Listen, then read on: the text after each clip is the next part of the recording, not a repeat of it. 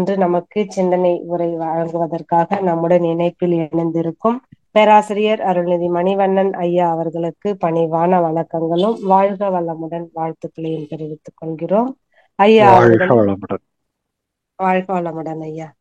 ஐயா அவர்களின் சிந்தனை உரைக்கு செல்வதற்கு முன் ஐயா அவர்களை பற்றிய குறிப்புகளை அன்பர்களோடு பகிர்ந்து கொள்வதில் பெரும் மகிழ்ச்சி அடைகிறோம்.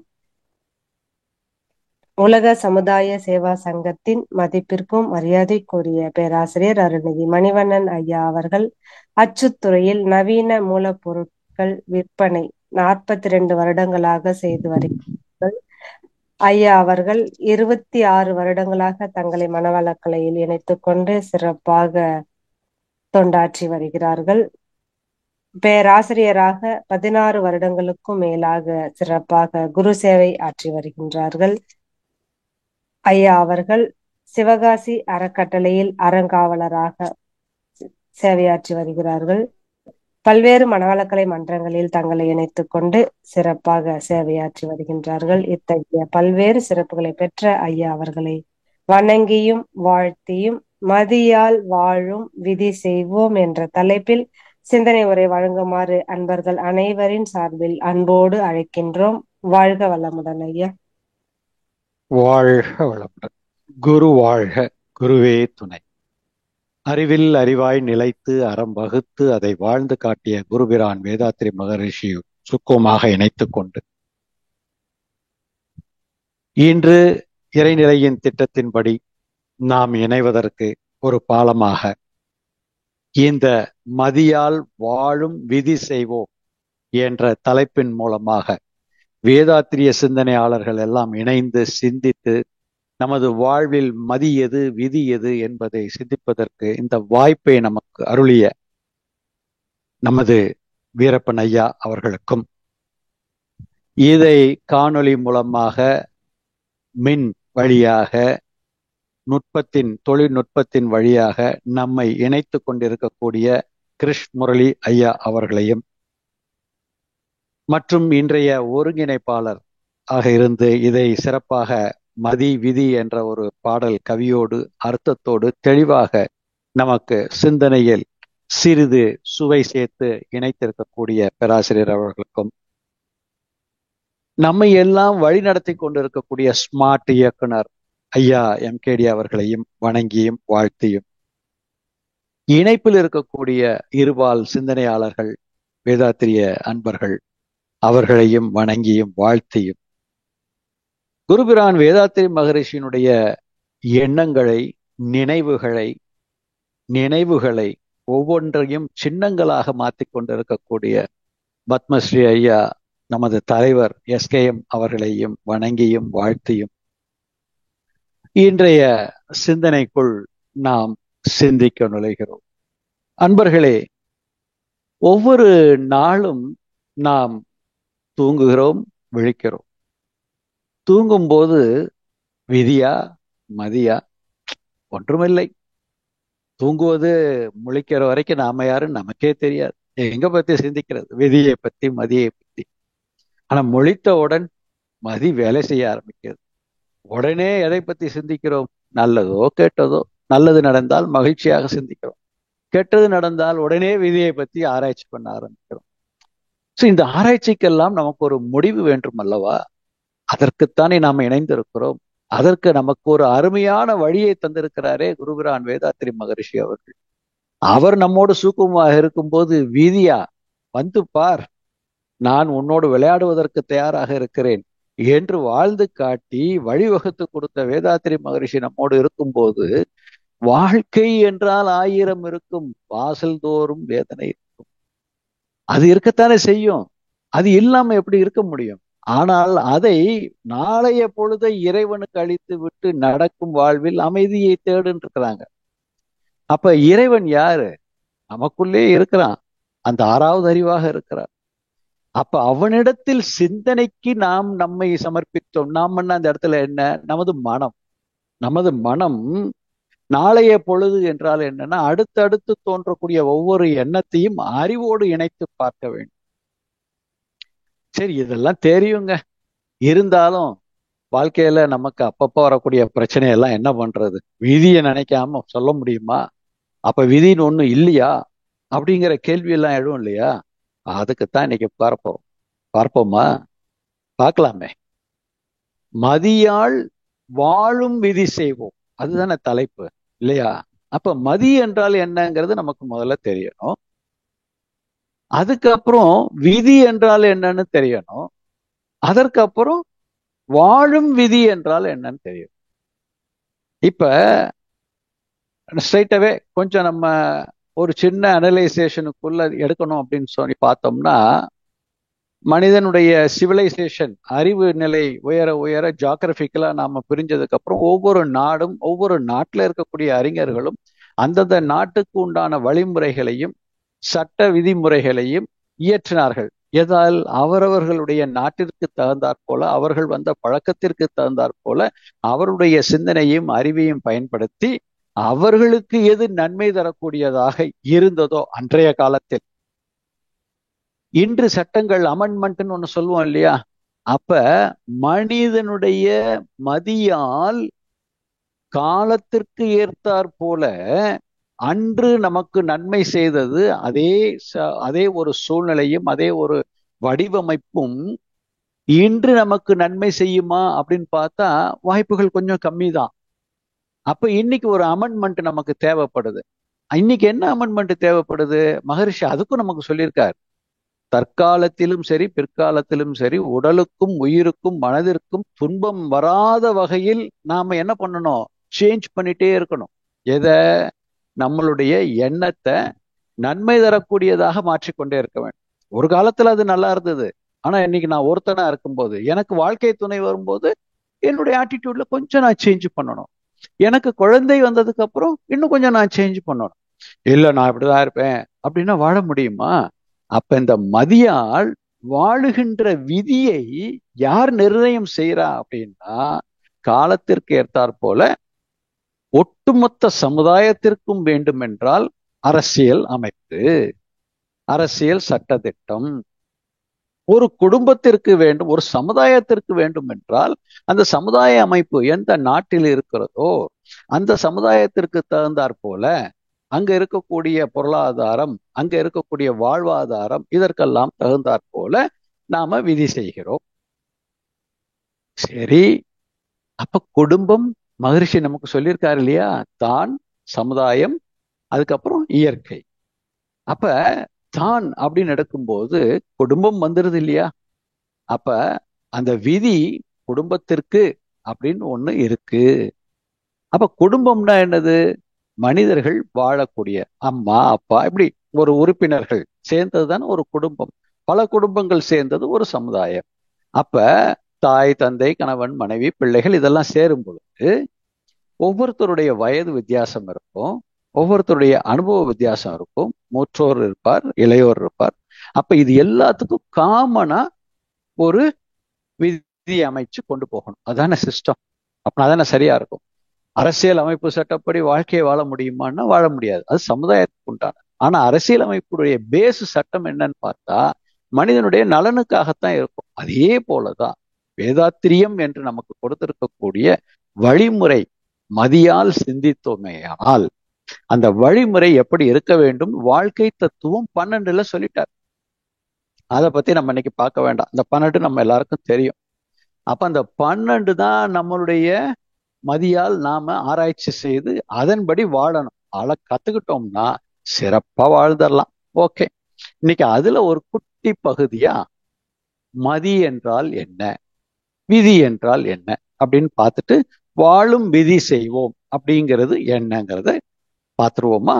சரி, மகரிஷி சொல்றார் வழக்கம் போல. அவர் இல்லாம நாம பேச முடியுமா? இப்ப ஏதோ நம்ம பேசிட்டு இருக்கிறோம் அப்படின்னா மகரிஷியுடைய அவருடைய கருத்துக்களை தான் நாம பரிமாறிக்கொண்டு இருக்கிறோமே தவிர வேற எதுவும் இல்லை. அப்ப மதி வாழும் விதி செய்வோம் அப்படிங்கிறத ரொம்ப ரொம்ப சுலபம் அப்படின்னு மகரிஷி நமக்கு சொல்றார். எப்படி சொல்றார்? அப்ப மதி என்றால் என்ன அப்படின்னு பார்த்தோம்னா ரொம்ப சிம்பிள், ரொம்ப ரொம்ப சிம்பிள். என்னதுங்க இது? அறிந்து கொள்ளுதல், புரிந்து கொள்ளுதல், அதற்கு அப்புறம் உணர்ந்து கொள்ளுதல். இந்த மூன்றும் நடந்து விட்டால், இந்த மூன்றும் ஒன்னா நடக்கணும். அப்ப அறிதலும் புரிதலும் உணர்தலும் எல்லா உயிரினங்களும் உள்ளது தானே.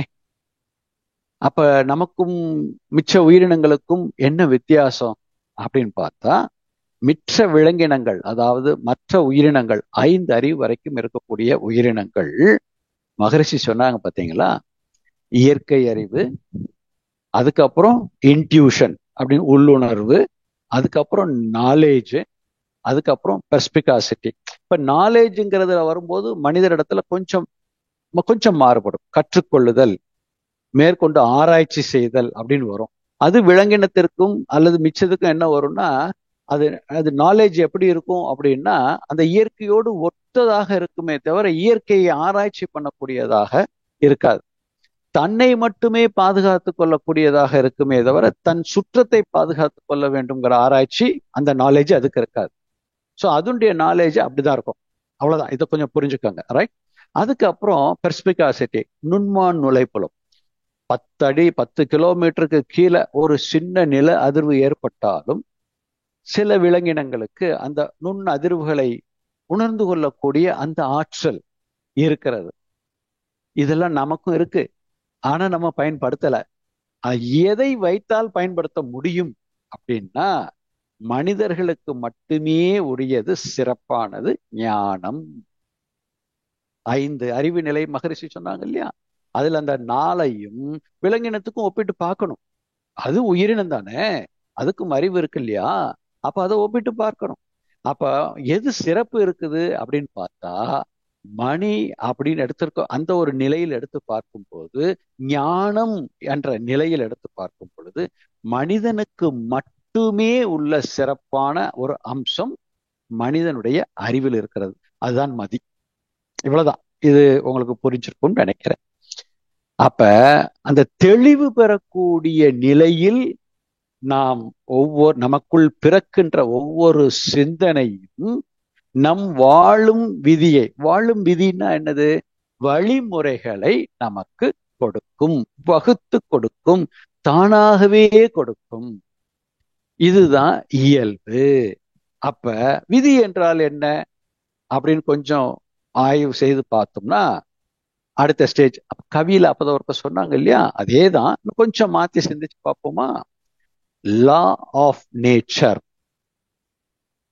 ரொம்ப சிம்பிளா என்ன லா ஆஃப் நேச்சர்னு சொல்லிட்டீங்க? ஆமா, இப்ப நாம பிறப்பதும் இறப்பதும் இயற்கையின் வசம் உள்ளது, நம் கையில இல்ல. மனிதர்களாகிய நாம் தந்தை தாய் இருயுயிர் ஒன்று சேர்ந்து தழைத்ததொரு உடலாகி உலகிற்கு வந்தோம். தழைக்கத்தான் செஞ்சது அது, உயிர் ஒன்று சேர்ந்தது. நாம ஒரு கருவி. அந்த இயற்கை மனிதர்களை, இந்த உயிரினத்தை ஒரு கருவியாகத்தான் பயன்படுத்தி கொண்டிருக்கிறது. அந்த கருவிக்குள் 5 அறிவு தன்மைகளை கொடுத்து வாழ வைத்துக் கொண்டிருக்கிறது. 6வது அறிவு படைத்த மனிதனிடத்தில் மட்டும் அதை திருத்தி அமைத்துக் கொள்வதற்கும், சமுதாயம் வளர்வதற்கும், ஒற்றுமையை பெருக்குவதற்கும், இதெல்லாம் ஏங்க இந்த 6வது அறிவுக்கு தேவை அப்படின்னு பார்த்தா, இந்த பிறப்பின் நோக்கம், வாழ்வின் நோக்கம் 6வது அறிவாக அந்த தன்மாற்றம், எவல்யூஷன் நடந்ததனுடைய நோக்கம் என்னன்னா, இந்த பதிவுகளை எல்லாம் சுமந்து கொண்டு 6வது அறிவில் வந்திருக்கக்கூடிய நம்மளுடைய அந்த பதிவுகளை நீக்குவதற்கு என்ன வேணும் அப்படின்னு பார்த்தா, திருத்தம் செய்வதற்கு உண்டான தகுதி. இதான் மதி. இந்த மதியை யார் கொடுத்தது? இதை நம்ம யோசிக்கணும். இந்த மதியை யார் கொடுத்தது அப்படின்னு பார்த்தோம்னா, மகரிஷி ரொம்ப அழகா அதுக்கு ஒண்ணு சொல்றாரு. அதுக்கு முன்னாடி என்ன தெரிஞ்சுக்கணும்னு சொல்றாரு பாருங்க.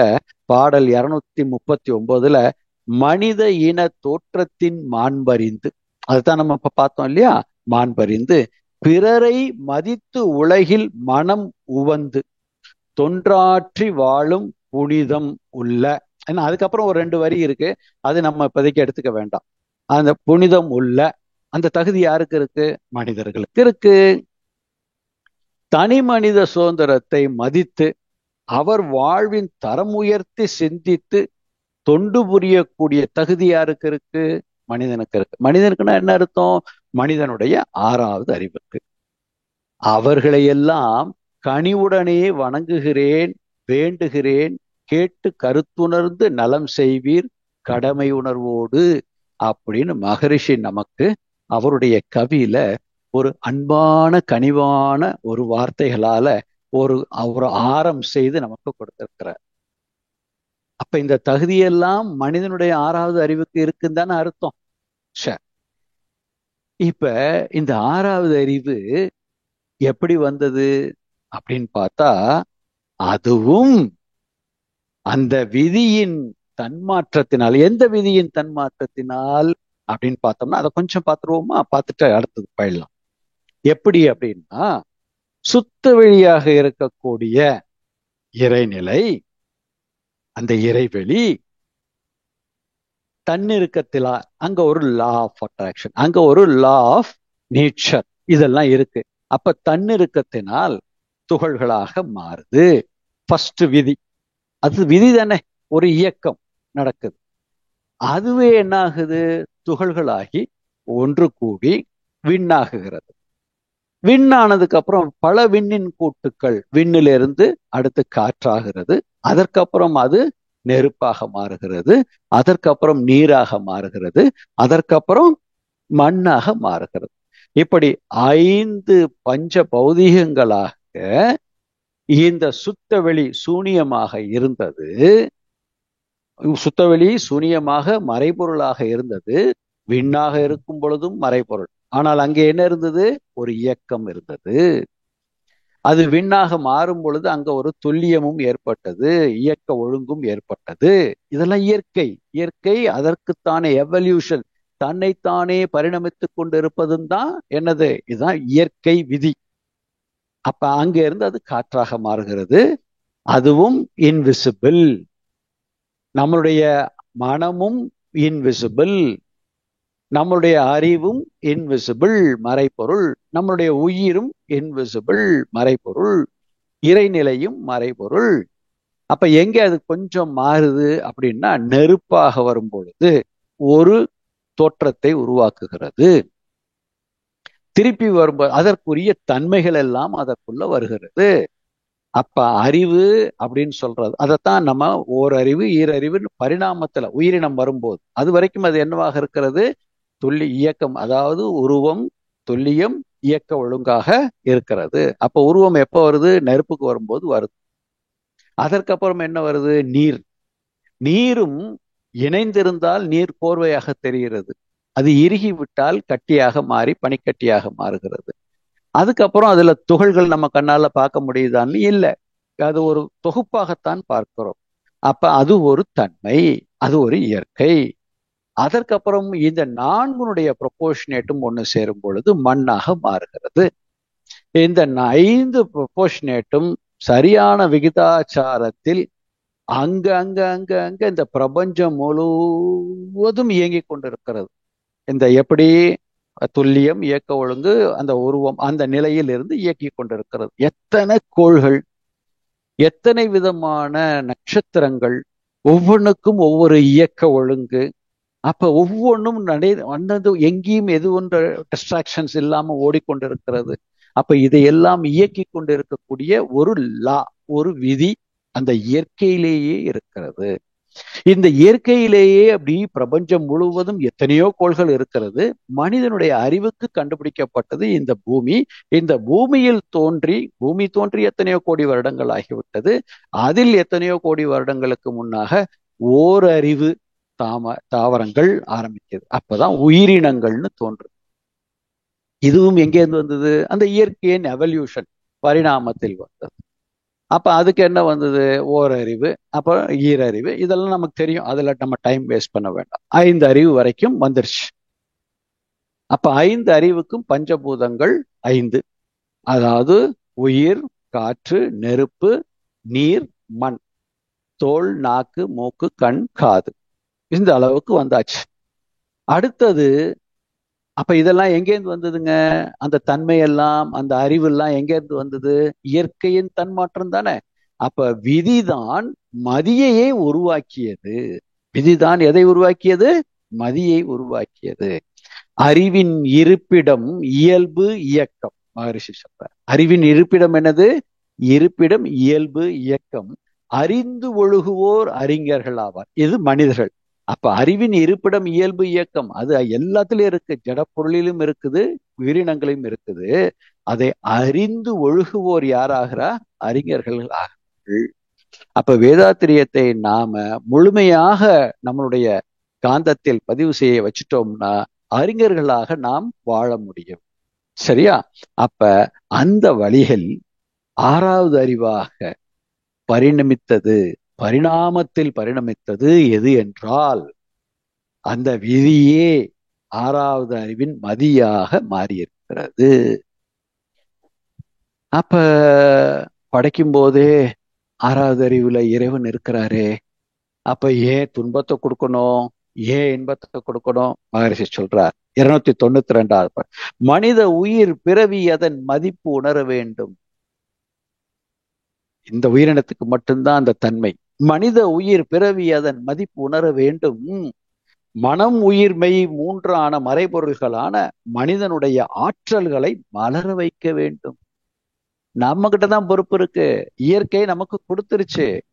அப்ப நாம தான் என்ன செய்யணும்? அதை மலர வைக்க வேண்டும். மனிதனுடைய ஆற்றல்களை மலர வைக்க வேண்டும். மறைந்திருக்கும் உட்பதிவாம் பல வினைகள் தம்மை.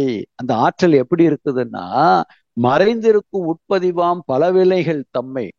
புண்ணியமும் இருக்கிறது, தேவையற்றதும் இருக்கிறது.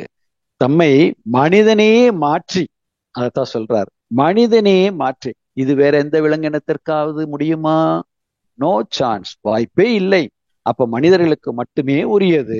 மனிதனே மாற்றி மாற்றி அறச்செயல் பதிவு செய்து மதியாள் வாழும் விதி செய்யலாமா? செய்யலாம். அறச்செயல் பதிவு செய்து மன தூய்மை வினை தூய்மை பெற்று பரத்துரைந்து, பரத்தில் உறைந்து, பரம் எங்க இருக்கு? உள்ளதான் இருக்கு. உறைந்து மனிதனவன் உயர் மனிதனாக வாழச் செய்யும். எதுங்க? மனவள கலை அதனை பரப்பி நலம்பன். இப்படி ஒரு உயர்வான மனவள கலையை மகரிஷி கொடுத்துட்டு அந்த அப்படியே சிறப்பெல்லாம் சொல்லிட்டு அந்த சிறப்போட இந்த 2 வார்த்தையை ஏன் சேர்க்கிறாரு தெரியுமா? அந்த சிறப்பு மெய்யாக வேண்டும் என்றால் மனவளக்கலை அதனை பரப்பி நலம் காண வேண்டும். அப்பனாத்தான் மனிதன் தன் மதிப்பை உணர முடியுங்கிறத பொறுப்பை நம்ம கிட்ட கொடுத்துட்டார். அதனால நாமெல்லாம் என்ன செய்யறோம்? முடிஞ்ச அளவுக்கு அதை செய்து கொண்டிருக்கிறோம். இப்ப ஓரளவுக்கு மதினா என்ன, விதினா என்ன தெரிஞ்சாச்சு. விதியால் தன்மாற்றம் அடைந்து தன்மாற்றம் அடைந்து தன்மாற்றம் அடைந்து உயர்ந்த ஒன்றுதான் மனிதனுக்குள் இருக்கக்கூடிய ஆறாவது அறிவு. அப்ப விதியே நமக்குள் மதியாகவும் இருக்கிறத கொஞ்சம் எடுத்துக்கலாம்னா எடுத்துக்குவோமா? எடுத்துக்கங்க. சரியா? இப்ப ஒரு 1069வது பாடல்ல ஒரு சின்ன விஷயம் சொல்றார் பாருங்க, ரொம்ப அருமையான விஷயம். 1054வது பாடல்லையும் சொல்றாரு. ரெண்டையும் சேர்த்து நம்ம ஒரு விளக்கம் பார்த்தரலாம். சரியா? அது என்ன விளக்கம் அப்படின்னு பார்த்தா, பேரியக்க மண்டலத்தின் இயல்பு ஊக்கம் விரிவு, பிழையின்றி பேரறிவின் சிற்றறிவின் ஆக்கம். ஓரறிவு முதல் 5 அறிவு வரை உயிர்கள் உணவு செய்யல் இன்ப துன்பம் ஊக்கம் நோக்கம் யாவும் சீரியக்க பதிவாக அமைந்து கருத்தொடராய் சிதறாமல் பல லட்சம் தலைமுறைகளாய் பேரறிவாய் மனிதனிடம் விளங்கும் தன்மை கண்டு நெறியான முறை மூலம் மாற்றி சீர்மை செய்வோம். சீர்மை செய்வோம்ங்கிறார். அப்ப சீர்மை செய்வதற்குண்டான தகுதி எங்க இருக்குது? மனிதனிடத்தில் இருக்கக்கூடிய ஆறாவது அறிவுக்கு மட்டுமே இருக்கிறது. இப்ப மேல சொன்ன அந்த 4 வரிகளும் நம்ம முதல்ல இவ்வளவு நேரமும் பார்த்துட்டு வந்துட்டோம். அப்ப என்ன சொல்றாரு? உணவு செயல் இன்ப துன்பம் ஊக்கம் நோக்கம் யாவும் சீரியக்க பதிவாக அமைந்து கருத்தொடராய் வந்துருச்சு. எங்க? ஓரறிவுல இருந்து 5 அறிவுக்கு வந்து 5 அறிவில் இருந்து 6வது அறிவுக்கு அது எல்லாத்தையும் சேர்த்து கொண்டு அதற்கப்புறம் நம்மளுடைய முன்னோர்கள் வரைக்கும் வந்த மனித இன தொடராக எல்லாமே வந்துருச்சா? இது எங்கேருந்து வந்தது? பேரறிவினுடைய நேரறிவாய் மனிதனிடம். அப்ப மனிதனிடம் என்ன வந்துச்சு அப்படின்னு பார்த்தா, 6வது அறிவு நேரறிவாய் மனிதனிடம் விளங்கும் தன்மையை கண்டு நெறியான முறை மூலம் மாற்றி சீரமைப்பு. அப்ப 6வது அறிவாக பேரறிவே நமக்குள் இருக்கிறது. அதை முறையாக உணர்ந்து கொண்டு முறை நெறியான முறை மூலம் மாற்றி சீரமைத்து பெற்று வாழ்வோம் அப்படின்னு சொல்றார். சீரமைப்பு பெறுவோம் சொல்றார், கன்ஃபார்ம்டா சொல்றார். அப்ப யாரை துணைக்கு எடுத்துக்கணும்? இந்த விதி என்கிறத உருவாக்குவதற்கே அந்த இயற்கை என்கின்ற இறைநிலையே அவ்வளவு ஆற்றல் கொண்டதாக இருக்கும் பொழுது, அதுவே தன்மாற்றம் அடைந்து ஆறாவது அறிவாக இருக்கும் பொழுது, இந்த மதியை நாம அந்த பேரறிவோடு இணைத்து கொண்டோமையானால் வாழும் விதியை நாம் எப்படி செய்யலாம்? இப்போ என்னுடைய வயசு முடிஞ்சு என்னுடைய பிள்ளைகள் வயது வருகிறது, எல்லார் குடும்பத்திலையும் இருக்கும் இல்லையா? அப்படியே வச்சுக்கோங்க. அப்ப என்னுடைய குடும்ப பிள்ளைகளுக்கும் என் குடும்பத்தையும் நான் பாதுகாக்கவும் வேண்டும், என்னுடைய குடும்பத்திற்கு நான் சரியான வழிகாட்டுபவனாகவும் இருக்க வேண்டும், அதே சமயத்தில் வழிகாட்டும் போது அவர்களுக்கு உதவியாகவும் இருக்க வேண்டும். அந்த உதவி தற்காலத்தில் அவர்களுடைய தற்காலத்திற்கும் நன்மை தரக்கூடியதாக இருக்க வேண்டும், அவர்களுடைய பிற்காலத்திற்கும் நன்மை தரக்கூடியதாக இருக்க வேண்டும். இப்படி நாம விதி செய்ய வேண்டும். அதற்கு என்ன செய்யணும் அப்படின்றாருன்னா, அதைத்தான் நம்ம இங்க என்ன பார்த்தோம்?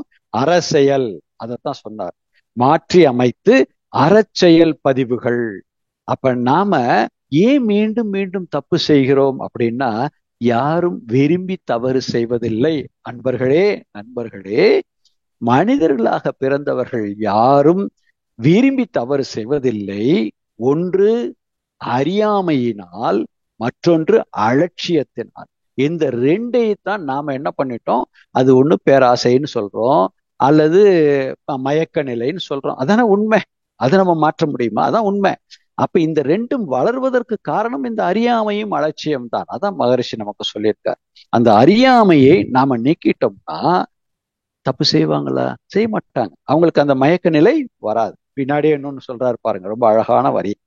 இயற்கை அதன் இயல்பு இயக்கம் விளைவு யாவும் ஈர்த்தறிவால் ஆராய்ந்து விளங்கி கொண்டு. ஈர்த்தறிவுன்னா உள்ளத்தில் பிறக்கும் கனிவு அல்லது அறிவு, அது தனித்துவம்னு சொல்றார். ஈர்த்த அறிவுனா அந்த ஆறாவது அறிவை தான் சொல்றார். ஈர்த்த அறிவுன்னா அது விலங்கினத்திற்கு கிடையாது, நமக்கு தான் இருக்கு அந்த சிறப்பு. ஈர்த்த அறிவால் ஆராய்ந்து விளங்கி கொண்டு இயற்கையின் நிகழ்ச்சிகளை எல்லாம் அறிவாய் காணணும்.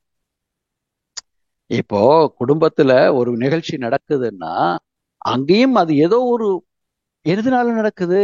சரி, எங்கேயோ ஒரு இடத்துல தீய பதிவுகள் அவங்கள்ட்ட வெளிப்படுது. அப்ப நம்ம ஒருத்தவங்க தெரிஞ்சவங்க இருந்தோம்னா அதை என்ன செய்யணும் அப்படின்னு அவங்கள பழிக்காமல் அவர்களை அரவணைத்து கொண்டு முடிந்த அளவு அவர்களுக்கு நன்மை செய்து, இன்னா செய்தாரை ஒருத்தல் அவர் நாண நன்னயம் செய்து விடல். அப்படின்னா தான். இல்லாட்டி நம்ம மனசுல அவரை நம்ம தண்டிக்கணும்னு மட்டும் நினைச்சோம்னா தண்டிச்சுக்கிட்டே இருப்போம், பகையாயிரும். அது எப்படி தண்டிக்கணும்னு வள்ளுவர் சொல்றாருன்னா, அவர் நாண நன்னயம் செய்து விடல். அவரே வைக்கி தன்னுடைய தவறுகளை திருத்திக் கொள்வதற்கு உண்டான வழிகளை நாம் அவர்களுக்கு சொல்லணும். இந்த சிறப்பு யார்கிட்ட இருக்கு? மனிதர்கள்ட்ட இருக்கு, மனவள கலைஞர்கள் கிட்ட இருக்கு. இதை நம்ம பரப்ப எல்லா மனிதர்களுக்கும் இந்த தன்மை வளர வளர இந்த சமுதாயம் எப்படி இருக்கும் பாருங்க. பின்னாடி இன்னொன்னு சொல்றாரு, ஏற்றமுள்ள ஆறாவது அறிவே ஞானம். நம்ம முதல்ல பார்த்தோம் இல்லையா, 5 அறிவு, அறிவின் 5 தன்மைகளை பார்த்தோம். அப்ப ஞானம் என்பது ஆறாவது அறிவை சொல்லுகிறார். எங்கும் எக்காலத்தும் எவ்விடத்தும் இயற்கைக்கு ஒத்த நல கருத்துக்களை எல்லாம் எப்போதும் மனித வளம் பெருக்கும் காண்கீர் அப்படின்னு சொல்றார். அப்ப ஆறாவது அறிவுடைய தன்மை என்னன்னு தெரிஞ்சுக்கிட்டோமா? இப்ப அடுத்ததுக்கு வரப்போறோம். ஏது வரப்போறோம்? இயற்கை விதி. ஆழ்ந்த அழுத்தமின்றி நிகழ்ச்சிகளோ அசைவோ இல்லை. அது எது என்று ஆழ்ந்து ஆய்ந்து முடிவு பாரு. இத இயற்கைக்கு மட்டும் இல்ல, நமக்குள்ளேயே ஒரு பிரச்சனை வருது. அந்த பிரச்சனை எப்படி பார்க்கணும்னா இந்த வரிகள் அதுல சேர்த்து பார்க்கணும். இயற்கை விதி என்ற வரி.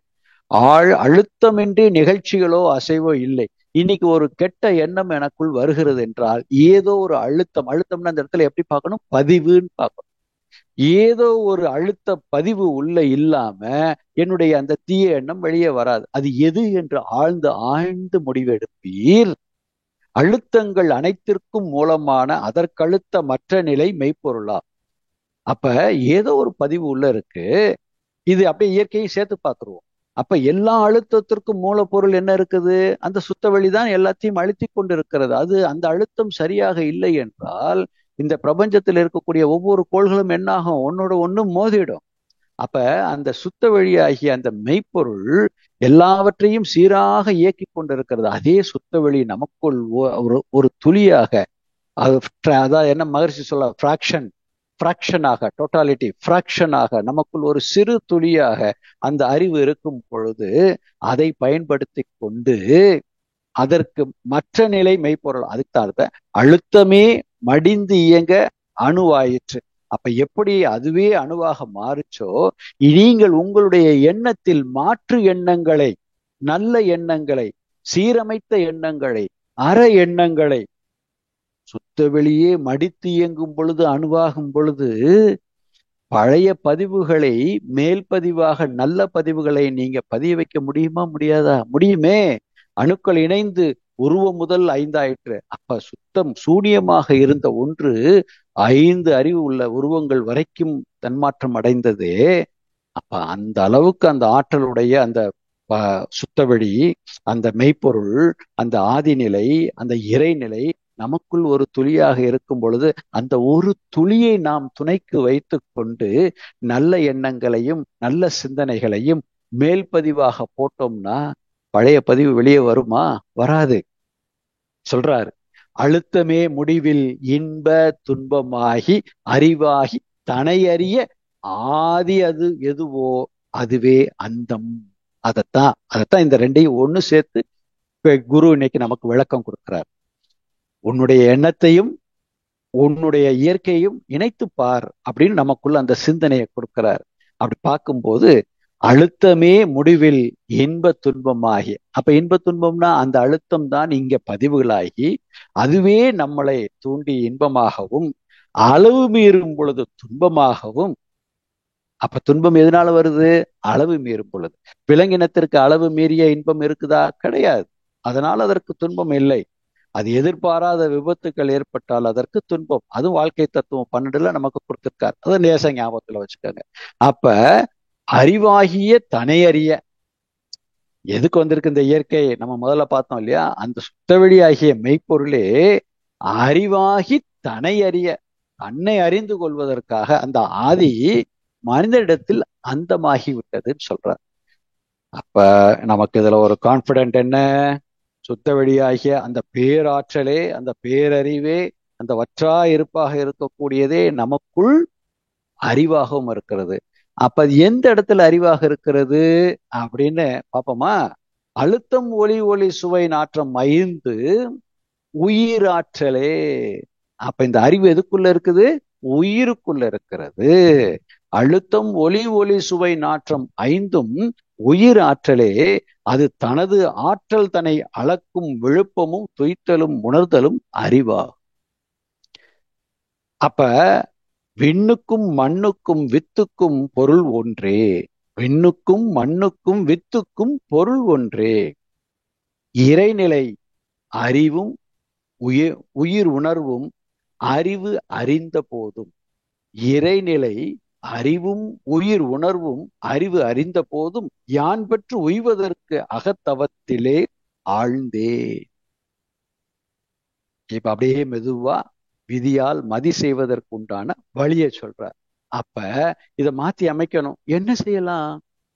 தவத்தில் ஆழ்ந்தேன், முறையாக ஒவ்வொன்றும் முழுமையாய் உணர்ந்தேன், மூலமான இருப்பு வெளி சுத்த வெளி இறைவனாயும் நிறைநிலையின் நுண்பகுதி விண் உயிராய் அதனின் நிகழ்ச்சி அழை நெடுவெளியில் சேர்ந்து காந்தமாகி மறைப்பொருளாய் உயிர் மையத்தின் தன்மையாய் இரு பரிவாய் மற்றும் அதன் படற்கை நிலை மனம் என உணர்ந்தேன். அப்ப இந்த அறிவு பேராற்றல் நம்ம கிட்ட இருக்கும்போது ஒவ்வொருவரும் எல்லாராலையும் முடியும்.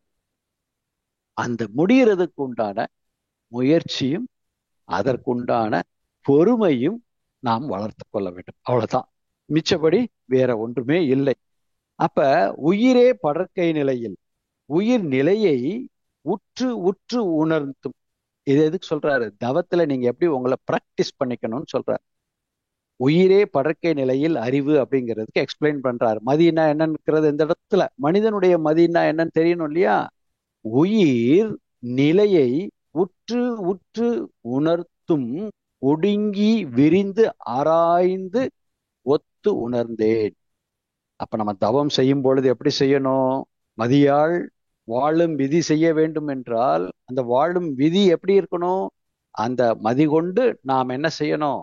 அந்த விதியை ஒழுங்குபடுத்துவதற்கு, சீரமைப்பதற்கு, அந்த மதியை சீரமைப்பதற்கு மதியாலேயே நாம் என்ன செய்யணும்? தவம் இயற்ற வேண்டும். அதுதான் அகதவம், உயிர் மேல் தவம். முல்லை முள்ளால் எடுப்பது. அப்ப என்ன சொல்றார் பாருங்க, உயிர் தானே ஏற்றவாறு அமைத்து கொண்ட, ரொம்ப அழகா சொல்லியிருக்கார். உயிர் தானே ஏற்றவாறு அமைத்து கொண்ட உடலூடே இயங்குங்கால் உணர்ச்சியாக உயிர் மலர்ந்து மணக்கும் திருக்கோலம்தான் உருவற்று ஓங்கும் உயர் அறிவா. இது உருவம் ஆயிருச்சு. ஆனா தன்னை உணர்வதற்கும் தன்னை ஆராய்ச்சி பண்ணுவதற்கும் அதுல வரக்கூடிய இன்ப துன்பங்களை எல்லாம் அந்த உயிரே தன்னை உணர்ந்து கொள்ளக்கூடியதற்கு உண்டான ஒரு வாய்ப்பும் எங்க இருக்குது? அந்த உருவமற்று இருக்கக்கூடிய அந்த ஆறாவது அறிவு. ஏன் இந்த இடத்துல உருவமற்றுன்னு சொல்றார் மகரிஷி ஆறாவது அறிவை அப்படின்னு யோசிப்போமா? லேசா பார்ப்போமா? வேற ஒண்ணும் இல்லை.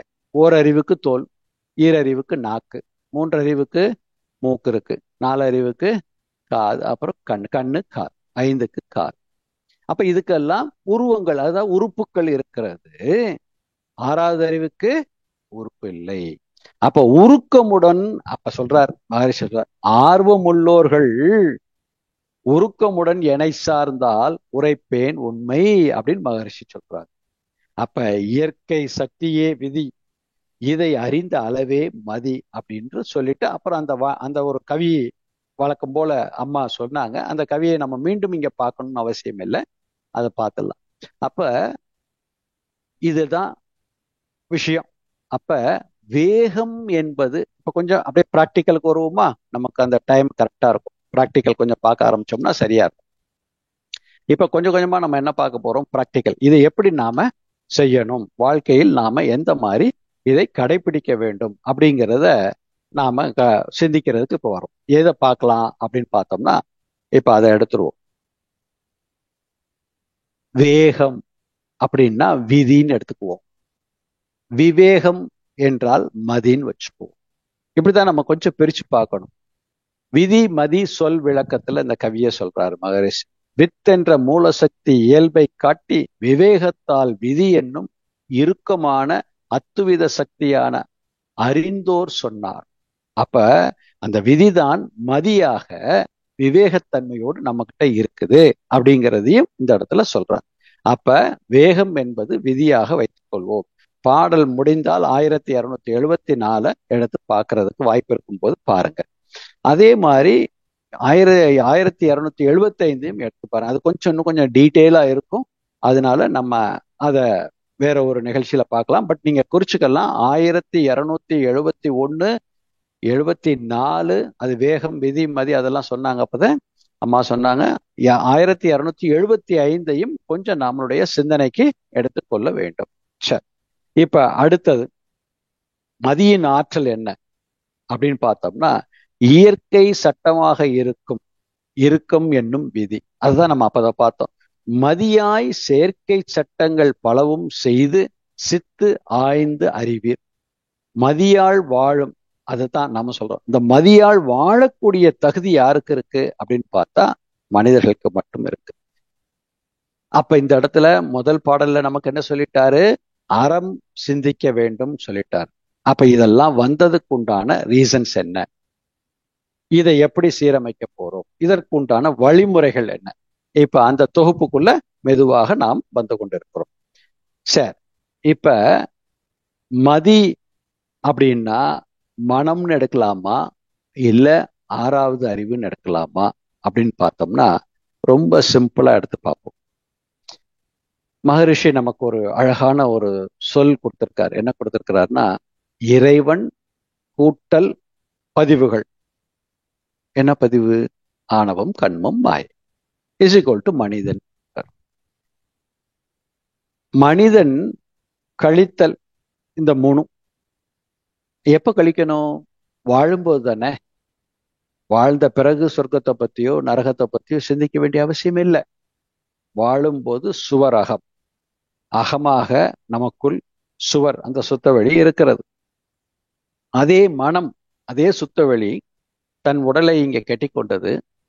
உயிராக தன்மாற்றம் அடைந்து இந்த உடலை கட்டிக்கொண்டது. அதற்கு பேரு நர அகம். அப்ப மனம் இல்லாமல் வாழ முடியாது. அதே சமயத்தில் மனதால் மட்டுமே எதையும் சாதிக்க முடியும் அப்படின்னு நினைச்சிட்டு அறிவை பயன்படுத்தாமலும் இருக்க முடியாது. அப்ப மனிதனுடைய சிறப்பு என்ன? ஆறாவது அறிவை பயன்படுத்தி மனம் என்கின்ற ஒரு வேகத்தை ஆறாவது அறிவாகிய விவேகத்தோடு இணைத்து வளர்ச்சி அடைய வேண்டும், வளம் பெற வேண்டும். இதுதான் நோக்கம். இப்ப நமக்குள்ள ஒரு சின்ன கேள்வி எழலாம், விஞ்ஞானம் எப்படி வளர்கிறது? அப்ப விஞ்ஞானிகள் அவர்களுடைய நோக்கம் விண்ணாராய்ச்சியும் விண்ணிலிருந்து வளர்ச்சி பெறக்கூடிய ஆராய்ச்சி. அதுல வரக்கூடிய துன்பங்களையோ அதுல வரக்கூடிய விளைவுகளையோ அவங்க கணக்கிட போறது இல்லை. ஆனால் அதனால் வரக்கூடிய பெருக்கங்கள் என்ன, அதனால் வரக்கூடிய நன்மைகள் என்ன அப்படின்னு சொல்லுவாங்க. அப்ப இன்பமும் துன்பமும் விஞ்ஞானிகள் ஆராய்ச்சி பண்ணல அப்படின்னா பண்ண மாட்டாங்க. நன்மைகளை மட்டும்தான் அவங்க பார்ப்பாங்க. நீங்க பயன்படுத்தும் பொழுதுதான் அது இன்பமா துன்பமா என்று நமக்கு வரும். அப்ப அங்க ஒரு எல்லை இருக்கிறது. அது விஞ்ஞானிகளுடைய குற்றம் அல்ல. அப்ப மனவள கலைஞர்களாகிய இருக்கக்கூடிய நாம் விஞ்ஞானிகளோடு இணைவதற்கு நிறைய ஏற்றுக்கொள்வதற்கு நிறைய மனம் நமக்கு இருக்கிறது. காரணம், தெளிவான ஒரு சிந்தனையை நமக்கு மகரிஷி கொடுத்தார். அப்ப விஞ்ஞானம் என்பது வளர்ச்சிக்காக உரிய ஒரு ஆராய்ச்சி தானே தவிர அது நம்மளை வீழ்ச்சி அடைவதற்கு உரியது அல்ல. அப்ப இன்பமும் துன்பமும் மகரிஷி தான் சொல்றார். அப்ப இன்பம் துன்பம் தருகிறது அப்படின்னு பார்த்தா அந்த விஞ்ஞானத்தின் மூலமாக அவங்க ஆராய்ச்சி பண்ணிட்டே போவாங்க. நன்மையைத்தான் கொடுப்பதற்கு அவங்க ஆராய்ச்சி பண்றாங்க. நாம் பயன்படுத்தும் பொழுது அந்த ஆறாவது அறிவினுடைய நிலையிலிருந்து நாம் பயன்படுத்தாமல், அதாவது விவேகத்தன்மையிலிருந்து நாம் பயன்படுத்தாமல் வேகத்தன்மையில், அதாவது மனதின் உந்து வேகத்தன்மையில் இருந்து நாம் செயல்பட்டோமேயானால் துன்பம் வரும். அதுக்கப்புறம் அந்த துன்பத்தினால் விளையக்கூடிய ஒன்றொன்றும் நாமே நமக்கு செய்கின்ற ஒரு விதி சட்டம் தானே தவிர நமக்கு பிறர் செய்தது கிடையாது. இன்னைக்கு வண்டி ஒரு விஞ்ஞானி மூலமாக ஒரு 2 வீலர் அல்லது 4 வீலர் ஆற்றல் மிக்கதாக இருக்குது அப்படின்னா நாம அதற்குன்னு பயிற்சி பெற்றவர்கள் பண்ணக்கூடிய விஷயங்களை எல்லாம் நாம நம்மளுடைய வாழ்க்கையிலேயோ அல்லது ரோட்லயே செய்யலாமா? செய்யக்கூடாது. அப்படி செய்யறதுனாலதான் துன்பம் நமக்கு ஏற்படுகிறது. அதற்குன்னு எக்ஸ்க்ளூசிவா பயிற்சி பெற்றவர்கள் தனியாக அந்த பயிற்சியை சாதனை செய்வதற்காக நிறைய செய்வாங்க. ஆனா நாம என்ன பண்ணுவோம்? மனதின் உந்து வேகத்தினால அந்த அதாவது விவேகத்தன்மையை இழந்து விட்டு நாம அந்த ஆசைக்கோ அல்லது அந்த ஒரு மயக்கத்திற்கோ உந்து வேகத்தால் ஈர்க்கப்பட்டு நாம் அந்த தப்பு செய்யும் பொழுது அதனால் வரக்கூடிய தப்பு கணக்கிட்டு தானொன்று எதிர்பார்த்தால் ஒப்புமோ இயற்கை விதி. இயற்கை விதினா என்ன? நீங்க உங்களுடைய லெவலை மீறி போறதுதான் இயற்கை விதி. அப்ப இயற்கை விதி உங்களுடைய லெவலை மீறி நீங்க போகும் பொழுது அதற்குரிய விளைவுகள் என்னவாக இருக்கும்? என்ன செயல் செய்தோமோ அதற்குரிய விளைவுதான் அங்கு இருக்கும். அப்ப அங்க ஒரு சிறு பிழை கூட ஏற்படாது. அப்ப மதியால் நாம வாழும் விதி செய்தல் அப்படிங்கிறது எப்படி? இப்ப ஒரு சின்ன உதாரணம். இந்த பக்கம் தராசுல 2 பக்கம் தட்டு இருக்கு. இந்த பக்கம் ஒரு படிக்கல் இருக்கு. படிக்கலுக்கு ஈக்குவலா இந்த பக்கம் பொருள் இருக்கு. இங்க இது சும்மா ஒரு எக்ஸாம்பிளுக்கு இந்த பக்கம் பாவம்னு வச்சுப்போம், இந்த பக்கம் புண்ணியம்னு வச்சுப்போம். இப்ப பாவம் கொஞ்சம் ஜாஸ்தி இருக்கு, அழுத்தம். இங்க புண்ணியம், பாவம் தான் இங்க ஜாஸ்தி இருக்கு. அப்ப நீங்க என்ன பண்ணணும்? இங்க கூட்டுறதுக்கு முடியாது. அப்ப புண்ணியத்தை தான் நீங்க கூட்டணும். அப்ப இங்க என்ன பண்ணணும்? உங்களுடைய மேல் பதிவை அழுத்தி அழுத்தி அழுத்தி அழுத்தி கொண்டு வர இது கீழே இறங்க இறங்க இது பேலன்ஸ் ஆகும். அப்ப என்ன ஆகும்? ஆட்டோமேட்டிக்கா ஈக்குவல் பொசிஷன்ஸுக்கு வந்துடும். அடுத்து இன்னும் நீங்க என்ன பண்ணணும்? மாத்தி மாத்தி உங்களுக்கு எது அழுத்தமாக இருக்கிறதோ அது என்ன ஆயிடும்? கீழே இறங்கிடும். அப்ப நீங்க என்ன பண்ணணும்? உங்களை உயர்த்தி கொண்டே போகணும். அப்ப புண்ணியங்களை நீங்க உயர்த்தி கொண்டு போக போக அதனுடைய தன்மை உங்களுக்கு கீழே வந்து பாவங்கள் மறைந்து விடும். அப்ப மேல் பதிவாக 6வது அறிவின் தன்மையை கொண்டு மேல் பதிவாக நாம் செய்ய என்ன சொல்றார் பாருங்க. 1293 அகதவமும் அறநெறியும் இணைந்து ஓங்க. அகதவமும் அறநெறியும் இணைந்து ஓங்க ஆன்மாவின் வேண்டாத பதிவுகள் எல்லாம் நீங்கும். ரொம்ப முக்கியம். இப்ப இந்த ஆன்மாதான் திராசுல இருக்கக்கூடிய பாவப்பதிவோ புண்ணிய பதிவோ ஏதோ இருக்கும். அதுதான் நம்ம இப்படி கொஞ்சம் கொஞ்சம் இது கொஞ்சம் டிஃப்ரெண்டா திங்க் பண்ணி பார்க்கணும், ரைட்? அப்ப ஆன்மாவின் வேண்டாத பதிவுகள் நீங்கும். அப்ப வேண்டாத பதிவுகள் நீங்கும். அப்ப வேணுங்கிற பதிவு என்ன ஆகும்? நீங்காது. அகதவமும் அறநெறியும் இணைந்து ஓங்க. அகதவம் மட்டும் இருந்தால் பத்தாது, அறநெறியும் இணைந்து ஓங்க ஆன்மாவின் வேண்டாத பதிவுகள் நீங்கும்.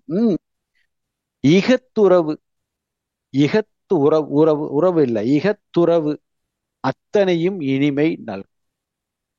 எப்பொழுதும் மன அமைதி இயல்பாகும். எப்பொழுதும் மன அமைதி இயல்பாகும். மிக தெளிவு உண்மையாம். இந்த உண்மை மீறி எழும் பல வினையில் மறைந்து நிற்கும். இந்த உண்மை மீறி எழும் பல வினையில் மறைந்து நிற்கும். தொகுத்துணர்வாம் விரிந்த தொடர் முயற்சி சுயநிலையாம் மெய்ப்பொருளாய் தன்னை சேரும். அப்ப ரொம்ப ரொம்ப கிளியரா என்ன சொல்றாரு? அகதவமும் அறநெறியும் இணைந்து ஓங்க வேண்டும். அப்ப நம்ம கையில என்ன பண்ணணும்? ஒரு பக்கம் அகதவம், ஒரு பக்கம் அறநெறி. இந்த அகதவம் உயர உயர அறநெறியையும் உயர்த்து கொண்டே வர வேண்டும். அதுக்கு அறநெறி வளர்வதற்கு என்ன தேவை? அகத்தாய்வு தேவை. அகத்தாய்வு சப்ஜெக்ட்ஸை நம்ம கிளியரா கொண்டு வந்து வாழ்க்கையில ஒவ்வொரு விஷயத்திலையும் அப்ளை பண்ணிட்டே வந்தோம்னா ஈஸியா கொண்டு போயிட்டே இருக்கலாம். சரியா? அப்ப அகதவம் உயிர் மேல் தவம், அதை சிறப்பாக செய்ய வேண்டும். அதுல நாம எங்கேயாவது குறை வச்சுட்டு அகத்தாய்வு மட்டும் சிறப்பா செஞ்சோம்னாலும் அந்த பொறுமை என்பது நமக்கு போயிடும். இந்த இடத்துல முக்கியமா இதை நீங்க நோட் பண்ணிக்கணும். அகத்தாய்வு சிலர் எல்லாரும் சிறப்பா செஞ்சு அறநெறியில் உயர்ந்துருவோம். தவத்தை என்ன பண்ணுவோம்னா அவசர அவசரமா செஞ்சுட்டு போயிடும். அப்ப இந்த நுண்மான் நுழைப்புலம் ஆற்றல் நமக்கு குறைஞ்சிடும். அப்ப தெளிவு நிலை குறைஞ்சிடும். நம்ம என்னவோ பை டிஃபால்ட்டா நம்ம பழக்கத்துல அல்லது குருவினுடைய சூக்கும இணைப்புல குருவின் மேல் நாம இருக்கக்கூடிய அந்த உணர்வு காரணமாக அறநெறிக்குள்ள வந்துருவோம். ஆனால் இந்த அகதவம் செய்வதற்கு உண்டான உணர்வு நிலைக்கு போகாமல் கண்ணை மூடி தவம் செய்யும் பொழுது மட்டுமே தவ உணர்வு. மீதி விழிப்பு நிலையில் செயல்கள் செய்யும் பொழுது, அதாவது விழிப்பு நிலையை நாம் முழித்திருக்கும் பொழுது செயல்கள் செய்யும் பொழுது, அல்லது பகல் நேரத்தில் எண்ணுகின்ற எண்ணங்கள், அதாவது தூக்கம் இல்லாத விழித்த நேரத்தில் எழுகின்ற எண்ணங்களுக்கு நாம சீரமைக்க வேண்டும் என்றால் அகதவம் முக்கியம். ஏன் அப்படின்னு பார்த்தீங்கன்னா, அந்த மனதின் அலைச்சூழல் 14க்கு கீழே இருந்தா தான் உங்களால அகதவத்துல அந்த ஆராய்ச்சிக்கு உட்படும். இல்லாட்டி இந்த அறநெறி சத்திய கட்டுப்பாட்டு, குரு மேல நான் சத்திய பிரமாணம் பண்ணியிருக்கேன், நான் குருவை மனசுல வச்சிருக்கேன், அதனால நான் தப்பு செய்ய மாட்டேங்கிற ஒரு குறிக்கோள்ல இருப்போமே தவிர, அது அந்த ஓத் ஆஃப் அஷூரன்ஸ் சொல்லுவோம் இல்லையா, அது. ஆனால் அதை எதற்காக செய்கிறோம்? அந்த அறநெறி எதற்காக அப்படின்னு பார்த்தா தன் வாழ்க்கைக்கும் அது பயன்பட வேண்டும், பிறருக்கும் பயன்பட வேண்டும். ஆனா இங்கே அதற்கு ரெண்டு பேருக்கும் பயன்பட வேண்டும் என்றால் மனதின் அலைச்சுழல் அச்சத்தால் அறநெறியில் வாழ்வதை காட்டும் அகதவத்தால் அறநெறியில் உயர்வதுதான் சிறப்பு. அப்ப அச்சத்தால் அறநெறியில் வாழ்ந்து கொண்டிருப்பது திடீர்னு ஒரு நாள் என்னாகும்? அந்த அச்சம் நம்மளை விட்டு போயிட்டு திடீர்னு ஒரு தைரியம் வந்து நம்ம தப்பு செஞ்சிட்டோம்னா அப்ப என்ன தேவை? நமக்கு அகதவம் தேவை. அப்ப அகதவம் ரொம்ப ரொம்ப ரொம்ப முக்கியமான ஒன்று. இன்னொரு பாடல் சொல்றாரு பாருங்க, 1620 பழிச்சுமை அகற்றுங்கிறார். ஐயுணர்வின் வயம் ஏற்ற ஆன்மாவின் பழிச்சுமையை மெய் உணர்வு பெற்றாற்றி மிக எளிதில் கழித்திடலாம். தெய்வ நிலையுடன் அறிவை சேர்த்து ஒன்றும் தவம் பயின்று, ஒன்றும் தவம், அதாவது ஒன்றும் தவம் பயின்று உய்ய நினைத்தால் உலகீர் உடனே என் தொடர்பு கொள்ளீர். அப்ப அகதவம் நமக்கு சிறப்பாக கிடைக்க வேண்டும் என்றால் நீங்க தவம் செஞ்சுட்டே இருக்கும் போதே அப்படியே லேசா மனசு கொஞ்சம் அப்படி ஒரு லேசா ஒரு ஆட்டம் கொடுக்கும்ல, ஒரு எண்ணம் வரும். அதுல நீங்க என்ன ட்ரை பண்ணணும்னா, உடனே மகரிஷிய மனசுல குருபிரான் வேதாத்திரிய மகரிஷி நினைச்சிட்டு, என்னுடைய எண்ண சிதறல் இல்லாமல் நான் தவம் செய்ய குருவே சுகமாக என்னுள் துணை புரியட்டும், ஆசி வழங்கட்டும், அந்த ஒரு எண்ணத்தை கொஞ்ச நாளைக்கு அப்படியே பதிவு பண்ணிட்டே வாங்க.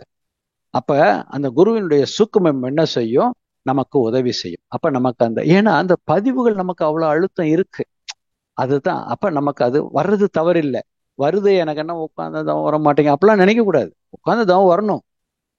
சரி, அது எதுக்கு உட்கார்ந்து தவம் பண்றோம்னா, மனதின் அலைச்சூழல் நீங்க எழுதும் போதும் 14க்கு கீழே இருக்கணும். இன்னொருத்தட்ட பேசுறீங்க 14க்கு கீழே இருக்கணும். ஒரு வாகனம் ஓட்டிட்டு போறீங்க 14க்கு கீழே இருக்கணும். எந்த ஒரு செயல் செஞ்சாலும் 14க்கு கீழே கொண்டு வர்றதுக்கு, இந்த உயிரை பழக்குவதற்குத்தான் தவம்.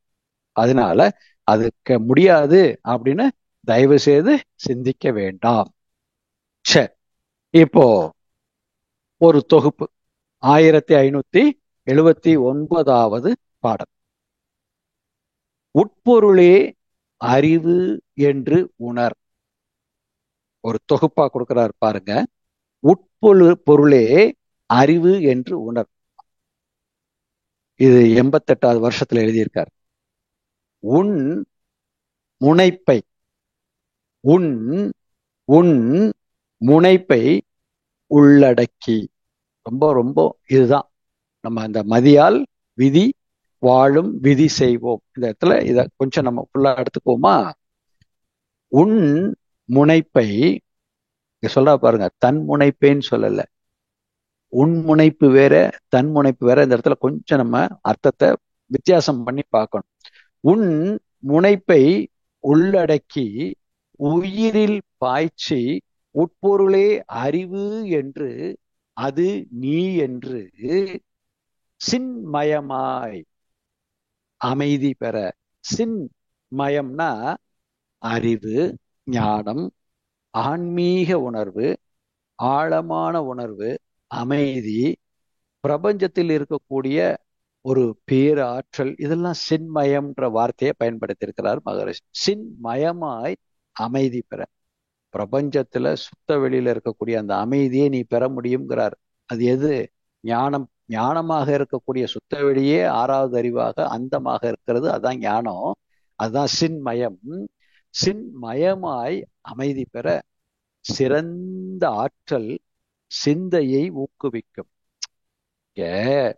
நீங்க நல்லா ஒண்ணு யோசிக்கணும். நீங்க தவம் இருந்தா துறவியாலாம் போக முடியாது. துறவியா இருக்கிறதுக்கோ அல்லது கடந்து போறதுக்கோ எல்லாம் நமக்கு அப்படி ஒரு ஒரு ஒரு அது ஒரு வழி. அந்த அந்த வழிக்குள்ள நம்ம போக வேண்டாம். மகரிஷி நமக்கு அது சொல்லல. என்ன சொல்றாரு பாருங்க, தெளிவான ஒரு கன்ஃபர்மேஷன் கொடுக்கிறார் பாருங்க. சின்மயமாய். அப்ப இறைநிலையோடு எண்ணத்தை இணைக்கணும். இணைத்து இணைத்து இணைத்து தவம் இயற்ற இயற்ற அது என்னவாக மாறும்னு சொல்றாரு பாருங்க. சின்மயமாய் அமைதி பெற சிறந்த ஆற்றல். எந்த சிறந்த ஆற்றல்? சுத்த வெளியினுடைய சிறந்த ஆற்றல் இங்கே ஒரு துளியாக இருக்குது இல்லையா, சுத்த வெளி. அப்ப பதிவுகள் இறைவன் கூட்டல் ஆணவம் கண்மம் மாயை என்ற பதிவுகள் நிறைந்த, அதாவது ஓரறிவிலிருந்து வந்த பதிவுகள் எல்லாம் நிறைந்த அந்த 3 கலங்கங்களும் இதுல இருக்கு. அதோட சேர்ந்து எது இருக்குது? அந்த சுத்த வெளியும் 6வது அறிவாக இருக்கிறது. அது எப்படி இருக்கணும் அப்படின்னு பார்த்தா, உன் முனைப்பை உள்ளடக்கி உயிரில் பாய்ச்சி. ஆனா அது எங்க இருக்கு? உயிருக்குள்ள இருக்குன்னு அப்பதை பார்த்தோம் இல்லையா. உயிரில் பாய்ச்சி உட்பொருளே அறிவு என்று, உட்பொருளே அறிவு என்று அது நீ என்று, அறிவேதான் தெய்வம் என்றார் தாய்மானார் அகத்ததுதான் மெய்ப்பொருள் என்று எடுத்துக்காட்டி அறிவதனை அறிவித்தார் திருக்குறள். வரிவை அறிவதற்கு முறைகள் சொன்னார் அறிஞர் திருக்குறள். அவ்வறிவில் ஆழ்ந்த ஆனந்த கவியாத்தார். அப்ப எல்லாரும் எதை சொல்றாங்க? அதைத்தான் மகரிஷி என்ன சொன்னாரு? அறிவில் அறிவாய் நிலைத்து அறம் வகுத்து வாழ்ந்து காட்டினோம். அப்ப அறிவில் அறிவாய் நிலைத்துட்டோம் அப்படின்னா அங்கே அறம் தானாக வகுத்து விடும். அது ஒரு விதியாக மாறிவிடும். வாழும் விதியாக மாறிவிடும். துறவு போக முடியாது. பின்னாடி சொல்றாரு, அதை சொல்றாரு பாருங்க. தன்முனைப்பு கரைந்து விடும். சிந்தை என்ன சொல்றாரு? சிந்தையை ஊக்குவிக்கும் இறை உணர்வாய் இப்ப சொல்றார் தன்முனைப்பை கரைத்து விடும். முதல்ல சொன்னது உன்முனைப்பு, இப்ப சொல்றது தன்முனைப்பு கரைந்து விடும். அருகுணங்கள் தணிந்து. அருகுணங்கள், அருகுணங்களா ஆணவம் காண்மம், அது இது நம்ம பேராசை சினம் கடும்பற்று முறையற்ற பார்க்க வச்சு உயர்வு தாழ்வு வஞ்சம், அது அருகுணங்கள். அறுக்கும் குணங்கள் தணிந்து நற்குணங்களாய் மாறும். தானாவே நடக்கும். அதான் மதியால் வாழும் விதி செய்தல் அப்படின்னு சொல்றது. தானாகவே நடக்கும். ஏன்னா மதியாக இருப்பதே அந்த விதியின் தன்மாற்றத்தில், மதியாக இருப்பதே ஆறாவது அறிவாக இருப்பதே அந்த இறைவன் தான். அப்ப உன்முனைப்பை, உனக்குள் இருந்து முனைப்பாக செயல்பட்டு கொண்டு இருக்கக்கூடிய அந்த சுத்த வெளியாகிய மெய்ப்பொருளை உள்ளடக்கு. நீ அதை வெளியில புறப்பொருளோட தொடர்பு வச்சேன்னா அது உன்னை மயக்கத்துல வைக்கும். அப்ப உன்முனைப்பு, உன்முனைப்பாக இருக்கக்கூடிய அந்த பேராற்றல் உள்ளடக்கி உயிரில் பாய்ச்சி உட்பொருளே அறிவு என்று, அது நீ என்று சின்மயமாய் அமைதி பெற சிறந்த ஆற்றல் சிந்தையை ஊக்குவிக்கும். இறை உணர்வாய் தன்முனைப்பு கரைந்து அருகுணங்கள் தணிந்து நற்குணங்களாய் மாறும். மேலும் முன் செய்த வினைகள் யாவும், மேலும் முன் செய்த வினைகள் யாவும் எல்லாம் என்ன ஆகும்? வினைகள் அகலும். பின் செயல்கள் பிழையின்றி. பின் செயல்கள்னா என்ன? சஞ்சித கர்மம், பிராரப்த கர்மம், இந்த பிறவியில் எடுத்துக்கோமே, ரைட்? பழவினைகள், அப்புறம் பிராரப்த கர்மம், இதெல்லாம் என்ன ஆகும்? முன் செய்த வினைகள். இந்த இடத்துல இந்த வினைகள்னா என்னன்னா தேவையற்ற தீய பதிவுகள் உள்ள வினைகள் அகலும். வினை அகலும். பின் செயல்கள், பின் செயல்கள்னா என்னது? ஆகாமியம். அப்ப இந்த அறம் அகதவமும் அற நெறியும் நாம இணைந்து செயல்பட செயல்பட பின் செயல்கள் பிழையின்றி அறமாக மாறும். அப்ப நுண்மான் நுழைப்புலம் ஆற்றல். அப்ப தவம் கண்டிப்பு தேவைதானே? தவம் எப்ப? கண்மூடி செய்யும் பொழுது மட்டும் தவம் இல்லை, தவ உணர்வோடு எல்லா செயல்களையும் செய்யக்கூடிய தகுதியை வளர்த்துக் கொள்ளக்கூடிய ஆற்றல் மனிதனிடத்தில் இருக்கிறது. அதை தரக்கூடிய பெரிய பெரிய ஒரு பொக்கிஷம் நமது வேதாத்திரியம். சிம்பிளா கொடுத்துட்டார். ஆனால் நாம கடுமையான முயற்சி எடுப்போம். ஏன்னா எவ்வளவு பெரிய பதிவுகள், எத்தனை ஆண்டு பதிவுகளை சுமந்து கொண்டு நாம இவ்வளவு வாழ்ந்து கொண்டிருக்கிறதே பெரிய விஷயம் இல்லையா? அப்ப அதையெல்லாம் மாற்றி அமைக்கிறதுக்கு நாம முயற்சி எடுக்கணும்னா எப்படி முயற்சி எடுக்கணும்? அப்ப அந்த முயற்சி எடுத்தா முயற்சி திருவினையாகும், தெய்வத்தினுடைய வினையாக மாறும். அப்ப பிழையின்றி அறமாகும் எது? ஆகாமியம். அதை கொண்டு நாம் விதி செய்ய போறோம். என்ன கிட்டும்?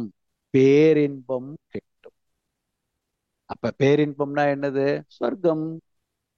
அப்ப நர அகமாக இந்த உயிர் தன்னைத்தானே கெட்டிக்கொண்டு இந்த மனித உருவமாக வந்து அந்த தன்னைத்தானே கட்டிக்கொண்டு வந்த இந்த நர அகமாக பிறவி எடுத்த இதில் மறுமலர்ச்சி பெற்று உள்ளேயே இருக்கக்கூடிய ஒரு சுவரகம், அதுதான் அந்த சுத்த வெளியாகிய மெய்ப்பொருளே ஆறாவது அறிவாக நம்மிடத்துல இருக்கு. இதையெல்லாம் முன்னோர்கள், அறிஞர்கள், ஞானிகள் எல்லாம் எடுத்து வச்சுட்டு போனத அப்படியே நமக்கு இந்த குரு வேதாத்திரி மகர்ஷி கிடைக்காம இருந்தா நாம இவ்வளவு தெளிவா இதை செய்ய முடியுமான்னா கொஞ்சம் கஷ்டம்தான். ஆனா அப்பேற்பட்ட மகானே பாரதியாரும் வள்ளலாரும் இவங்கெல்லாம் இன்னும் கொஞ்ச நாள் இருந்திருந்தாங்கன்னா என் வேலையில பாதி குறை அப்படின்னு சொல்றக்கூடிய அளவுக்கு ஒரு ஒரு உயர்ந்த ஆன்மா நம்மளோடு இணைந்து நமக்கு இந்த மதியால் வாழும் விதி செய்வோம் என்ற ஒரு தத்துவத்தை வேதாத்திரியத்தின் மூலமாக குருவே என்று நமக்கு எல்லாருக்கும் ஒரு விளக்கத்தை தந்திருக்கிறார் என்ற சிந்தனையோடு இந்த தொகுப்பை இந்த ஒரு விதி நல் விதி செய்து, அப்ப நல் விதி செய்வதற்கு என்ன தேவை? நமக்கு அந்த தகுதி நம்ம கிட்ட இருக்கு. எப்ப இருந்தது? பிறக்கும் போதே இருந்தது. அப்ப பிறக்கும் போதே நம்மளோட இருக்கக்கூடிய அந்த தகுதியை, அப்ப இனிமே நாம விதியை பத்தி பேசணுமா? விதி குறை சொல்லணுமா? விதி எனக்கு நான் என்ன பாவம் பண்ணணும் தெரியல முன்னாடி, அது இதெல்லாம் பேசணுமா? தேவையில்லை. இருக்கதான் செய்யும், துன்பங்கள் வரதான் செய்யும். துன்பம் வர வர வர பக்குவப்படுவது தான். ஆனால் இந்த அகதவமும் அகத்தாய்வும் நாங்க செய்து பழகிட்டோம் அப்படின்னா, இந்த துன்பத்தை போக்குவதற்கும் நீக்கி இன்பமாக பேரின்பத்தோடு வாழ்வதற்கும் ஒரு சிறப்பான வழி நமக்குள்ளேயே நாமே உற்பத்தி செய்ய முடியும். அப்ப வாழும் விதியை ஒரு குடும்பத்தில் ஒருவராவது கடைபிடிக்க ஆரம்பித்தால், அந்த ஒரு ஆன்மாவில் ஏற்படுகின்ற அந்த வாழும் விதி திருத்தம் கருத்தொடராக, எப்படி மகரிஷியுடைய ஆன்மாவில் ஏற்பட்ட திருத்தம் இன்னைக்கு இத்தனை லட்சம் பேர்களுடைய வாழ்க்கையில் திருத்தத்தை தந்து கொண்டிருக்கிறதோ, அதே போல் இணைந்திருக்கக்கூடிய அன்பர்களும், இன்னும் கேட்கக்கூடிய அன்பர்களும், இன்னும் மனவளக்கலைக்கு வரக்கூடிய அன்பர்களுக்கும் இதே நன்மை கிட்டும் என்ற உயர்ந்த சிந்தனையோடு, மனிதர்களால் மட்டுமே மனித அறிவாகிய மதியின் மூலமாக வாழும் விதியை செய்து தனக்கும் தன் குடும்பத்திற்கும் இயற்கைக்கும் சமுதாயத்திற்கும் நன்மை செய்ய முடியும் என்ற சிந்தனையோடு இன்றைய இந்த அருமையான ஒரு கருத்தை குருவின் நினைவிலிருந்து அவருக்கே சமர்ப்பணம் செய்து இந்த பொன்னான கருத்துக்களை உங்களோடு பகிர்ந்ததில் மகிழ்ச்சி அடைந்து, வாழ்க வளமுடன் என்று வாழ்த்தி வணங்கி இந்த நிறையை நிறைவு செய்கிறேன். வாழ்க வையகம், வாழ்க வையகம், வாழ்க வளமுடன். குருவுக்கே அனைத்தையும் சமர்ப்பணம் செய்கிறேன். குரு வாழ்க, குருவே துணை. வாழ்க வளமுடன். முதலாவது அன்பராக ராஜாராமன் ஐயா அவர்களை அன்போடு அழைக்கின்றோம். வாழ்க வளமுடன் ஐயா. ஐயா வாழ்க வளமுடன். ஐயா வாழ்க வளமுடன். ஐயா வாழ்க வளமுடன். அருமையான கருத்துரை கொடுத்தீங்க. விதி மதி எல்லாம் மகரிஷியுடைய பாடலோட கோட் பண்ணி நல்ல அருமையா நல்ல விருந்தா இருந்தது. என்னுடைய கேள்வி என்னன்னா, உங்களுடைய பேச்சிலேயே தொடர்ந்து வரும்பொழுது நீங்க ஒவ்வொரு அறிவுக்கும் ஒரு உருவம் கொடுத்தீங்க. முதல் அறிவு, ரெண்டாம், மூணாம் அறிவு, ஆறாவது அறிவு வரும்பொழுது அதுக்கு நீங்க உருவம் இருக்கா இல்லையாங்கிறது கிளியரா அப்படின்னு சொன்ன மாதிரி தெரியல. அதை கொஞ்சம் விளக்கம் தெரியுது. ஆறாவது அறிவுக்கு உருவம் இல்லை. அவயங்கள் தோல், நாக்கு, மூக்கு, கண்ணு, காது. அப்ப ஆறாவது அறிவாக மனிதனுக்குள் இருப்பது அகத்துள்ளே இருக்கிறது. அது உயிருக்குள்ளே உட்பொருளாக இருக்கிறது. ஆறாவது அறிவு ஒரு மறைபொருள் தான். அதுவும் பேரறிவின் ஒரு தொழில். அந்த ஒரு மறுமலர்ச்சி, அதான் மகரிஷி சொல்லியிருக்காங்க, மறுமலர்ச்சி. அதாவது பிறப்புகள்லயே, அதாவது இந்த பூமியினுடைய பெரிய நந்தவனத்தில் ஒரு மறுமலர்ச்சி பெற்ற ஒரு அறிவு ஜீவன் எது என்றால் அது மனிதனுடைய ஜீவன். அந்த மனித ஜீவன் ஏன் அறிவு அது மறுமலர்ச்சி பெற்றது? மறுமலர்ச்சி என்றால் அந்த ஆறாவது அறிவு, அதாவது சுத்தவெளியாகிய மெய்ப்பொருளே உருவமற்றது, அது ஒரு மறைப்பொருள். அப்ப மனிதனிடத்தில் இருக்கக்கூடிய அந்த பேரறிவே இங்கு நாம நடைமுறை பழக்கத்துல சிற்றறிவு அப்படின்னா சிற்றின்பம் பெறக்கூடிய புலன்களை சிற்றறிவுன்னு நம்ம நடைமுறை வழக்கத்துல நம்ம நினைச்சிட்டு இருந்திருக்கலாம். அது ஒரு கோணத்துல போயிருக்கோம். ஆனா சிற்றறிவாக இருப்பது மனிதனுடைய ஆறாவது அறிவு. பேரறிவாக பிரபஞ்சம் முழுவதும் சுத்த வழியே பிரபஞ்சத்தை இயக்கி கொண்டிருக்கிறது, அது பேரறிவு. மனிதனுக்குள் எல்லா உயிரினங்களுக்குள்ளும் அதே பேரறிவு இயங்கிக் கொண்டிருந்தாலும் அதது அந்தந்த தன்மையை விட்டு வெளியே வராது.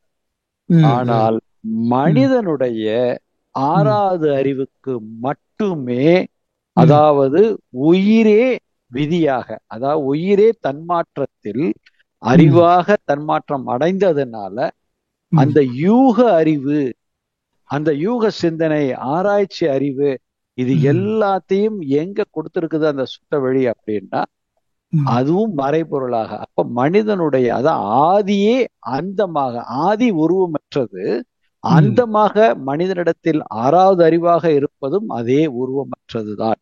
அப்ப அதனாலதான் அறிவே தெய்வம் என்று எல்லாரும் பெரியவர்கள் சொன்னாங்க. அதனாலதான் நடைமுறை பழக்கத்துல நாம பார்க்கின்ற பொருளை எல்லாம் தெய்வமாக பார்க்கக்கூடிய பழக்கம் நமக்கு இருக்கும். பொதுவாக இந்தியன்ஸ் அந்த எல்லா பழக்கமும் இருக்கு. எல்லா மிருகங்களை பார்த்தா கூட தெய்வமாக நம்ம வணங்குற பழக்கம் உண்டு. மனிதர்கள் ஒருத்தரை பார்க்கும்போது கூட வணங்கிக் கொள்வது இயல்பான ஒரு தன்மையாக இருப்பதற்கு அந்த காரணமே அந்த ஆறாவது அறிவு. ஏன்னா விலங்குகள் ஒன்றை ஒன்று வணங்கிக் கொள்வது இல்லை, ஏன்னா அதுக்கு அந்த உணர்வு கிடையாது. நமக்கு தான் அந்த சிந்தனை உண்டு. அதனாலதான் ஆறாவது அறிவு மறைபொருளாகவே மறைந்தே இருக்கிறது. மறைந்திருந்து நமக்கு எல்லா நன்மைகளையும் செய்கிறது. ஏதோ தன்மாற்றத்தில் என்ன நடந்துருச்சு, அந்த பதிவுகள் எல்லாம் சேர்ந்து வந்ததுனால நாம் அந்த பதிவிலிருந்து வெளியே வருவதற்குண்டான முயற்சி தான் இந்த தவங்களும் அகத்தவமும் அகத்தாய்வும். அதனால இறைவன் அரூபியாக ஆறாவது அறிவாக மனிதனிடத்தில் வாழ்ந்து கொண்டும் இருக்கிறான், நம்மளை வாழ வைத்துக் கொண்டும் இருக்கிறான் என்பதை புரிந்து கொண்டு வேதாத்திரியத்தின் மூலமாக நாம் நம் வாழ்க்கையை சிறப்பாக அமைக்க முடியும் என்பது என்னுடைய கருத்து ஐயா. ரொம்ப நன்றியா, விரிவான விளக்கம் கொடுத்தீங்க. ரொம்ப நன்றியா. வாழ்க நன்றிகள் ஐயா. வாழ்க வளமுடன். அடுத்த அன்பராக கிருபாநீதி அம்மா அவர்களை அன்போடு அழைக்கின்றோம். வாழ்க வளமுடன் அம்மா. அம்மா வாழ்க வளமுடன். ஐயா வாழ்க வளமுடன் ஐயா.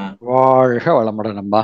நீங்க உங்களை ஜூம்லயே உங்களோட பேச்ச நான் ரொம்ப ரசிப்பேன். பாலிடாங்குதுல நீங்க நேர மதுரைக்கு வரையில எனக்கு சென்னையில இருந்துட்டேன் ஐயா. ரொம்ப அந்த வாய்ப்பை தவறிட்டேன். சரி சரிங்கப்பா. அடுத்தவன கண்டிப்பா உங்களை பாக்குற வாய்ப்பு. நான் கூட அவங்க ஜோதி ஐயாட்ட சொன்னேன், அடுத்தவன நீங்க இப்படி எல்லாம் சொன்னா என்கிட்ட முதல்ல சொல்லணும் ஐயா அப்படின்னு. நன்றி ஐயா. வாழ்க வளமுடன் ஐயா. அருமையான ஸ்பீச். அதுல எதுலுமே சொல்லல. ஆனா எனக்கு இதுல சந்தேகம்னு கூட கேட்கலையா, எனக்கு புரிஞ்சுக்கிற தன்மை இல்லைன்னு நான் சொல்றேன். அதாவது விதியா மதியா, அறிந்து புரிந்து உணர்ந்து மனிதனை பகுத்து வாழ்வது, அது நல்லா அழகா சொன்னீங்க.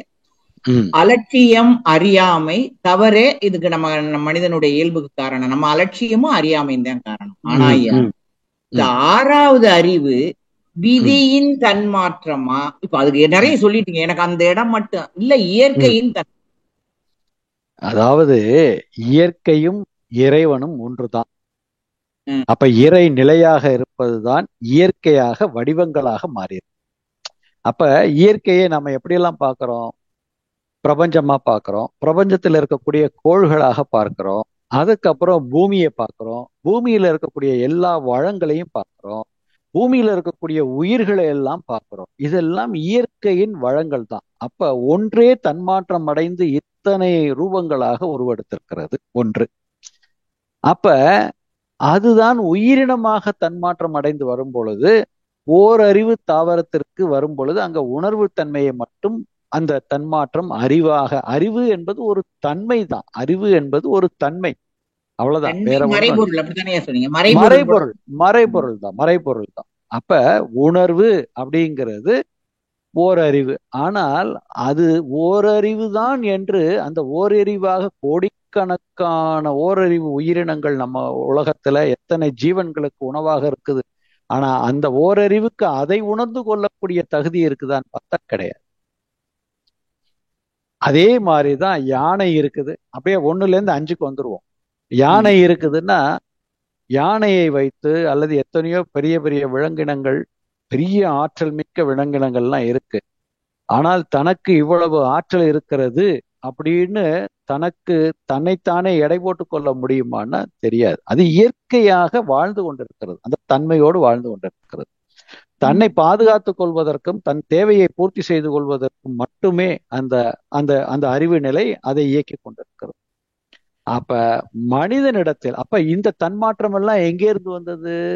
சுத்த வழியாகிய மெய்ப்பொருளே, இறையே, ஆதியாக இருக்கக்கூடிய அரூபியே தன்மாற்றம் தன்னிருக்கத்தால் துகள்களாகி, துகள்கள் விண்ணாகி, விண்ணே நமக்குள் உயிராகி, விண்ணே காற்றாகி, நெருப்பாகி, நீராகி, மண்ணாகி, உருவினங்கள் அதாவது உயிரினங்கள் வரும்போது ஓரறிவு முதல் 6 அறிவு மனிதன் வரை இந்த பஞ்சபூதங்களும் அதனுடைய விகிதாச்சாரத்தில் ஒவ்வொரு உயிரினங்களிலும் இயங்கிக் கொண்டிருக்கிறது அந்தந்த தன்மை. இதெல்லாம் விதி. இப்ப இந்த ஹார்ட் இப்படித்தான் ஃபங்க்ஷன் ஆகணும்னா அது விதி.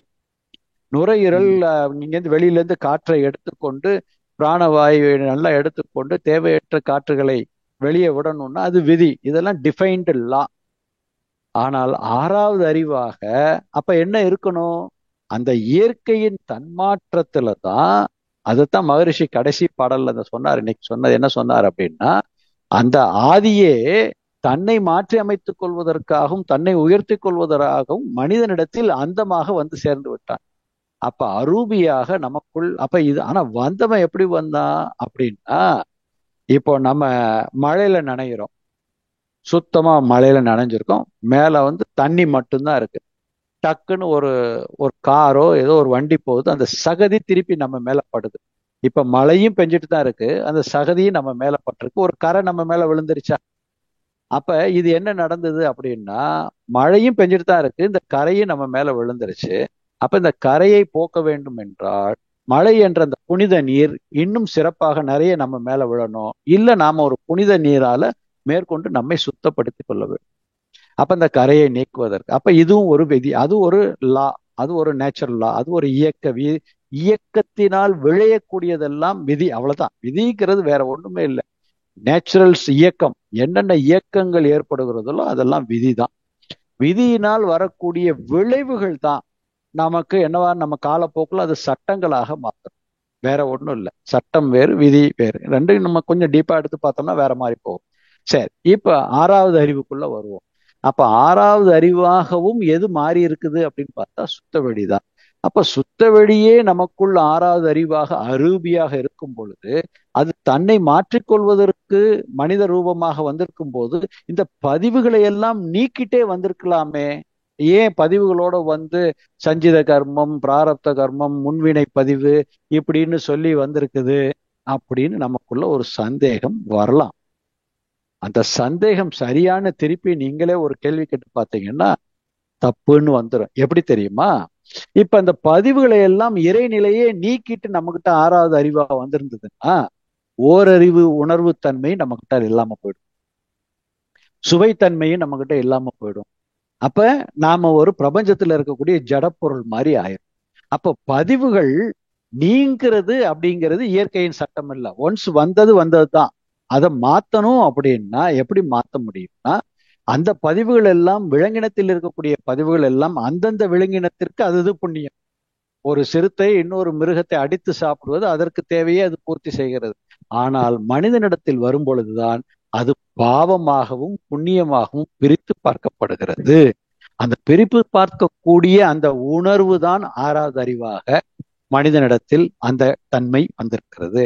அந்த உணர்வு மேலோங்கும் பொழுதுதான் நம்மளுடைய வேதாத்திரியம் என்ன சொல்கிறதுன்னா, மேல் பதிவின் மூலமாக.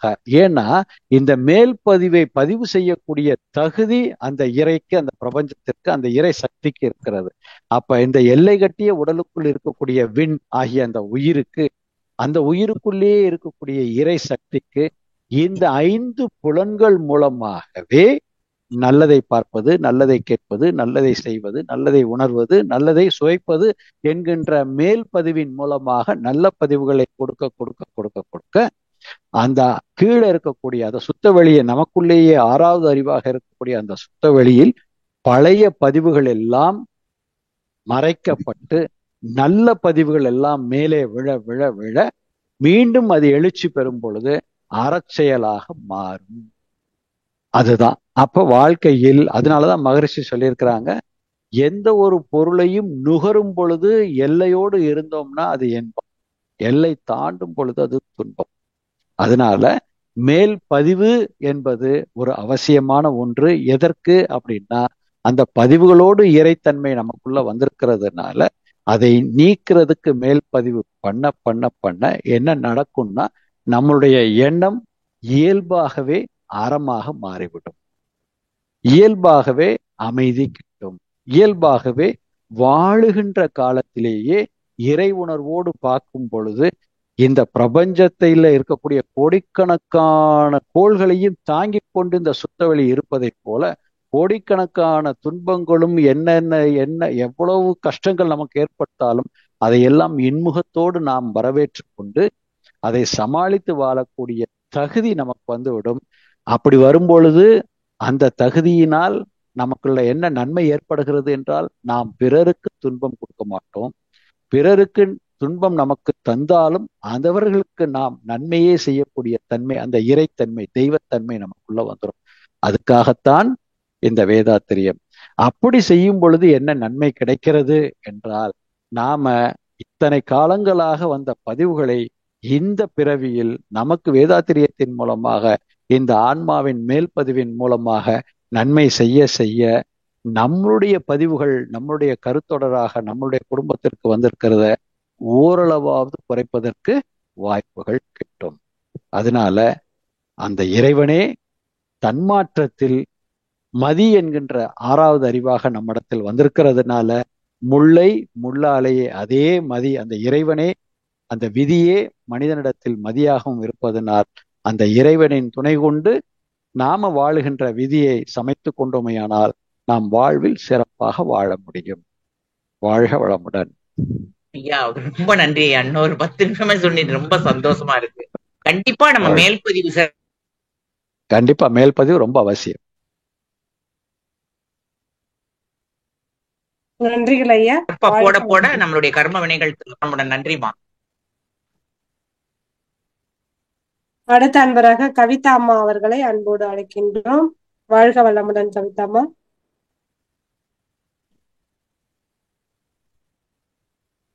கவிதா அம்மா, உங்களுக்கு அட்மிட் கொடுத்துருக்கோமா, நீங்க அட்மிட் பண்ணிட்டு பேசலாமா? வாழ்க வளமுடன். வாழ்க வளமுடன் அம்மா. வாழ்க வளமுடன் ஐயா. வாழ்க வளமுடன் ஐயா.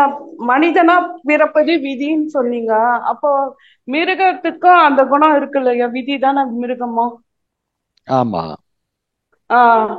அப்போ மிருகத்துக்கு எல்லாமே தெரியுதுங்க இல்லையா? முதல்ல அபூகம்பம் வர்றது, அப்ப அதுக்கும் அறிவு வேலை செய்யுது இல்லைங்க?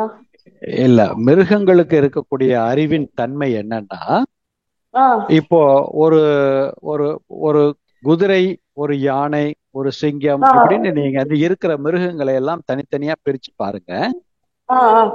அந்தந்த மிருகங்கள் எல்லாம் பிறந்ததிலிருந்து அது தன் வாழ்நாள் முழுவதும் அந்த ஒரே தன்மையில தான் வாழ முடியும். ஒரு பறவை இருக்குன்னா அது பறவையாகத்தான் கடைசி வரைக்கும் வாழ முடியும் இல்லையா? ஆனால் மனிதனாக பிறந்திருக்கக்கூடிய நாம் எல்லாம் என்ன பிறப்பு அப்படின்னா, நம்மகிட்டயும் அந்த அருகுணங்கள், அந்த பதிவுகள் மூலமாக நம்ம கிட்ட அந்த தேவையில்லாத குணங்களோடு சேர்ந்து நம்ம வந்திருந்தாலும், ஆனால் நம்மளுடைய 6வது அறிவின் மூலமாக, நமக்குள்ள 6வது அறிவு, அந்த விதியே நமக்குள்ள 6வது அறிவாக இருக்கிறது. அந்த 6வது அறிவின் துணை கொண்டு மனிதன் மாமனிதனாக வாழக்கூடிய தகுதி வரும். இப்ப நாம ஏதோ பிறந்தோம், ஏதோ வாழ்ந்தோன்னு போறதுக்கு பதிலா வாழ்க்கையை வாழ்ந்தோடைய நோக்கம் என்ன? வாழுகின்ற காலம் வரைக்கும் அந்த மிருகங்களை போல் வாழாமல் நாம் என்ன செய்யணும்? பிறருக்கு நன்மை செய்யணும். இந்த தகுதி எல்லாம் யாருக்கு இருக்கு அப்படின்னா, இந்த 6வது அறிவு படைத்த மனிதனுக்கு மட்டும்தான் இருக்கு. விலங்கினங்கள் என்ன பண்ணும்? இப்ப நம்ம வீட்டுல ஒரு நாய் வளர்க்குறோம் அப்படின்னா, அந்த நாய் என்னுடைய வீட்டுல எனக்கு நான் அதுக்கு எஜமானா இருக்கிறேன்னா அது என் வீட்டுக்கு பாதுகாப்பாக இருக்கும். இன்னொருத்தர் வந்தா என்ன பண்ணும்? அது கடிச்சு. ஆனா அதே நாம கூப்பிட்டு அதை சும்மா கடிக்காத அப்படின்னு நிப்பாட்டுன்னு சொன்னா நம்ம சொல்ல கேட்டு அப்படியே உட்கார்ந்துக்கணும், அவ்வளவுதான். ஆமா. ஆனா அது மனிதனாக மாற முடியுமான்னா முடியாது. ஆனால் மனிதன் என்ன குணத்தால் சில சமயத்துல விலங்கின பதிவுகளை வெளிக்காட்டினாலும், அன்பு அப்படின்னாலே இறைதான், சுத்த வெளிதான். அன்புனாலே சுத்த வெளிதான். அப்ப அன்பால நாம எல்லாத்தையும் நேசிக்க முடியும். இந்த இயற்கையை நேசிக்க முடியும், இயற்கையில இருக்கக்கூடிய விலங்குகளை நேசிக்க முடியும், அதை பாதுகாக்க முடியும். இப்போ ஒரு புலி பக்கத்துல ஒரு சின்ன ஒரு முயல்குட்டி மான்குட்டி போகுதுன்னா அது சாப்பிட்ரும். ஏன்னா அதுக்கு பசி வந்தா சாப்பிட்ரும். அது பாதுகாக்கணும்னு அதுக்கு எண்ணம் வராது. ஆனால் மனிதர்கள்கிட்ட அது இல்லை. சோ மனிதனுடைய அறிவு 6வது அறிவு விதியின் வசமாக, விதியே 6வது அறிவாக வந்திருக்கிறதுனால நன்மைகளை செய்யக்கூடிய, நான் மனிதன் அப்படின்னு புரிந்து கொள்ளக்கூடியது, மூலங்களை ஆராய்ச்சி செய்யக்கூடிய, அந்த மாதிரி அறச்செயல்கள் செய்யக்கூடிய, இப்படி பலவிதமான எண்ணங்களை, சிந்தனைகளை மீண்டும் மீண்டும் சிறப்பதற்காக சிந்திக்கக்கூடிய ஆற்றல் மனிதனிடத்துல இருக்கு. அதனால விலங்கினத்திற்கும் மனிதனிடக்கும் வித்தியாசங்கள் நிறைய உண்டு. வித்தியாசம். ஆனா வாழ்க இயற்கை மனுஷங்கிட்ட தான் கொடுத்துருச்சுன்னு சொன்னீங்க. சட்டம் இயற்கை மனுஷங்கிட்ட எல்லா சட்டத்தையும் கொடுத்துருச்சு. அப்ப மனுஷன் தான் அதை உணர்ந்து இது நல்லது இது கெட்டது ஆமா மனுஷங்க. ஆமா ஆமா கரெக்ட். நீங்க அதை எப்படி சொல்லணும்னா இயற்கை சட்டங்கள் அப்படின்னு சொல்றதை விட இயற்கை வளங்கள்னு சொல்லலாமா? இப்போ அப்படி சொல்லுவோமா? இயற்கை வளங்கள்னு சொல்லலாமா? இயற்கை இப்போ நீங்களும் நானும் சேர்த்து இந்த பூமியை சுத்துறோமா? இல்ல, பூமி சுத்தி கொண்டு இருக்கிறது, நாம் வாழ்ந்து கொண்டு இருக்கோம் இல்லையா? நாம பூமிக்கு அடியில் இருக்கக்கூடிய தண்ணி போர்வெல் போட்டு உள்ளேந்து எடுத்து நாம குடிக்கிறோம். அந்த போர் அங்க உள்ளுக்குள்ள தண்ணி எப்படி உற்பத்தி ஆச்சு? இயற்கை. அப்ப இயற்கை எப்படின்னா இயற்கையின் விதியில எந்தெந்த ப்ரொபோர்ஷனேட்ல இவ்வளவு அணுக்கள் கூடுச்சுன்னா அங்க நீர் வரணும்னு இருக்கு. அப்ப அந்த விதி, அந்த இயற்கையினுடைய சட்டத்தின்படி, அந்த இயற்கையினுடைய லா படி இந்த ப்ரொபோர்ஷனேட்ல இங்க தண்ணி வரணும். அந்த தண்ணியை பயன்படுத்தக்கூடியவர்களாக நாம இருக்கிறோம் உயிரினங்கள். அப்ப நாம என்ன செய்யறோம்? இயற்கை அப்படிங்கிறது வளங்கள் நிறைந்தது. அப்ப வளங்கள் நிறைந்ததை அறத்தோடு பிறருக்கும் தற்காலத்திலும் பிற்காலத்திலும் உடலுக்கும் உயிருக்கும் நன்மை தரக்கூடிய சிந்தனையோடு நாம் வாழக்கூடிய தகுதியில் பிறந்திருக்கிறதுனால இயற்கையே நமக்குள்ள அறிவாகவும் ஆறாவது அறிவாகவும் இருக்கிறதுனால அந்த ஒரு உயர்ந்த சிந்தனையோடு நாம வாழ்வதற்கும் வாழ வழிவிடுவதற்கும் தொகுத்து கொடுத்ததுதான் வேதாத்திரியம். அந்த வேதாத்திரியத்தை ரெண்டு தொகுப்பு, முக்கியமான தொகுப்பு. ஒன்று அகதவம், இன்னொன்னு அகத்தாய்வு. அகத்தாய்வு. இந்த ரெண்டையும் நீங்க சிறப்பா செய்ய ஆரம்பிச்சிட்டீங்கன்னா உங்களுடைய கேள்விக்கு உங்களுக்குள்ளே இருந்தே பதில் நிறைய வர ஆரம்பிக்கும். அத செயல்படுத்துங்க. வாழ்க வளமுடன். வாழ்க. நன்றிங்க ஐயா. 2வது வகுப்பு எடுத்த மாதிரியே இருந்துச்சு. ரொம்ப நன்றிங்க ஐயா. வாழ்க வளமுடன் அம்மா. நன்றிகள் ஐயா. வாழ்க வளமுடன். அடுத்த அன்பராக சாந்தி ஜோசப் அவர்களை அன்போடு அழைக்கின்றோம். வாழ்க வளமுடன் அம்மா. வாழ்க வளமுடன் ஐயா. வாழ்க வளமுடன் ஐயா. உங்க சிந்தனை அருமையாக இருந்துச்சு ஐயா. ஒவ்வொரு பக்குவமா இருந்துச்சு ஐயா. நாளை பொழுது இறைவனுக்கு அளித்துன்னு சொன்னீங்களா ஐயா, அது கொஞ்சம் விளக்கி சொல்லுங்க ஐயா. நாளைய பொழுதை இறைவனுக்கு அளித்து நடக்கும் வாழ்வினில் அமைதியை தேடு. அமைதி எங்க தேடணும்? அமைதி எங்க தேடணும்? அமைதி வெளியே தேடணுமா? உள்ள தேடணுமா? அவ்வளவுதான். அப்ப நாளைய பொழுது இறைவன் எங்க இருக்கிறான்? நமக்குள்ளதான் இருக்காரு. அவ்வளவுதான். அப்ப அந்த இறைவன்ட்ட அந்த பொறுப்பை அப்ப இறைவன்ட்ட எந்த பொறுப்பை ஒப்படைக்கணும் அப்படின்னு நம்ம இந்த இடத்துல இந்த பாட்டை எப்படி பார்க்கணும்னா, நம்மளுடைய மனம் அப்படிங்கிறத நமக்குள்ளே ஆறாவது அறிவாக இருக்கக்கூடிய இறைவன்ட்ட ஒப்படைக்கணும். அப்ப நம்மளுடைய மனதை நமக்குள் ஆறாவது அறிவாக இருக்கக்கூடிய இறைவன்ட்ட ஒப்படைச்சிட்டோம் அப்படின்னா எப்படி ஒப்படைக்கணும்? ஒப்படைக்கிறதுக்கு உண்டான வழி என்ன அப்படின்னு பார்த்தா அகதவம். நீங்க நல்ல சிறப்பா தவம், நல்ல துரிய தவம், துரியாதீத தவம் நல்ல சிறப்பா செய்து பழகி உங்களுடைய மன அலைச்சுழலை 14க்கு கீழேயே வைத்து பழகிட்டீங்கன்னா நாளைய பொழுதை இறைவனுக்கு அளிது. அப்ப நாளைய பொழுதுன்னா வரக்கூடாது. அத பாரதியார் சொன்னார் பாத்தீங்களா, நித்தம் புதிதாய் பிறப்போம் சொன்னார். அப்ப எழுகின்ற ஒவ்வொரு எண்ணமும் இறையின் உணர்விலிருந்து எழுகின்ற எண்ணமாக இருக்கும் பொழுது, எழுகின்ற ஒவ்வொரு எண்ணமும் இறை உணர்வு, இறையிலிருந்து எழுகின்ற எண்ணமாக இருக்கும் பொழுது அந்த எண்ணம் எப்படி இருக்கும்? நல்ல உணர்வுகளை தரக்கூடியதாக இருக்கும். அப்ப இறைவன்கிட்ட ஒப்படைச்சிட்டோம்னா அந்த இறைவன்கிட்ட இருந்து எழுகின்ற உணர்வு நல்லதாக மாறும் பொழுது நாம இப்ப எதை செய்யலாம்? அமைதியை அடையலாம். அப்ப அந்த பாட்டுல என்ன சொன்னாங்கன்னா அமைதியை தேடுன்னு சொன்னாங்க. நாம என்ன சிந்திக்கணும்னா இறைவன்கிட்ட ஒப்படைச்சிட்டாலே அமைதி தானாக வர ஆரம்பிச்சிடும். தேட வேண்டியது இல்லை. அதுதான் வேதாத்திரியம். சிறப்பான சிந்தனை. குரு எங்களுக்கு ஆசீர்வாதம் செய்யணும் ஐயா. நன்றி. கண்டிப்பா குருவர்கள் உண்டு. நன்றி. அடுத்த அன்பராக செவ்வேல் ஐயா, நீங்க அட்மிட் பண்ணிட்டு ஐயா கிட்ட பேசலாங்க ஐயா. வாழ்க வளமுடன் அம்மா. வாழ்க வளமுடன் ஐயா. ரொம்ப சிறப்பாக இருந்தது ஐயா. ரொம்ப நீங்க சொன்னீங்க இந்த ஆறாத அறிவு இருக்குல்ல, நம்ம பண்றதுக்கு நம்ம என்ன பண்றது, தவம் ரொம்ப ரொம்ப முக்கியம்னு சொன்னீங்க. அந்த தவம் இந்த ஆறாத அறிவை பண்ணல நம்ம நம்ம பண்ணிட்டு வர அந்த நம்ம கர்ம வினைகள் நம்மளுடைய அந்த வினைகள் போக போக அது எழுச்சி பெறக்குள்ள அந்த நம்மளுக்கு அந்த எல்லாரையும் பார்க்கல அன்பும் கருணையா அந்த உங்க குணங்களே மாறும்னு சொன்னீங்க. கரெக்ட், அது உண்மைதான் ஐயா. ஆனா அந்த ஆறாவது அறிவு நம்ம போய் ரீச் ஆயிடுனா அந்த இது நம்மளுக்கு அந்த 1 to 3 ஃப்ரீக்வன்சி போகக்குள்ள எண்ணமற்ற நிலைக்கு போயிடுது ஐயா. அதை நம்மளால நீங்க சொல்றீங்க. ஆனா அந்த நம்ம பண்புகள் எல்லார்ட்டையும் ஃபர்ஸ்ட் பழகிறதுக்குள்ள மகிழ்ச்சியா எல்லார்ட்டையும் உதவணும்னு அந்த குணங்கள்லாம் செய்து அந்த ரீச் ஆன உடனே நம்மளுக்கு சைலண்ட் நின்னு போகுது ஐயா. அது 10 நிமிஷமோ 15 நிமிஷமோ 5 நிமிஷத்துல டைம் இருக்குது, அது நின்னு போகுது. அதுல இருந்து நம்மளால ஒண்ணும் அதனால மகிழ்ச்சியா இருக்கு, அவ்வளவுதான். அதான் தெரிஞ்சுக்க முடியுது ஐயா. அது எப்படி ஏன்னா நீடிக்கணும்னா நம்ம என்ன பண்ணணும், இன்னும் நம்மளுடைய அந்த நீங்க சொன்னீங்க அந்த அன்பும் அகத்தாய்வும் அகத்தவும் பண்ண சொல்றீங்க. இன்னும் வேற என்னென்ன வழிகள் செஞ்சா இன்னும் நம்ம இன்னும் அந்த மன மகிழ்ச்சியா இருக்கிற மனிதர்களை நம்ம பார்த்து இருக்க முடியும்? ரொம்ப அருமை அருமை. அதாவது உங்களுடைய கேள்வி கொஞ்சம் ஆழமான கேள்வி. இப்ப நான் இப்ப சொல்றேன், அந்த கேள்வி கரெக்ட் தானான்னு பாருங்க.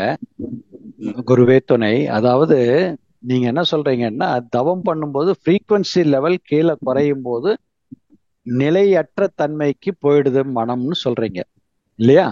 அதானே சொல்றீங்க?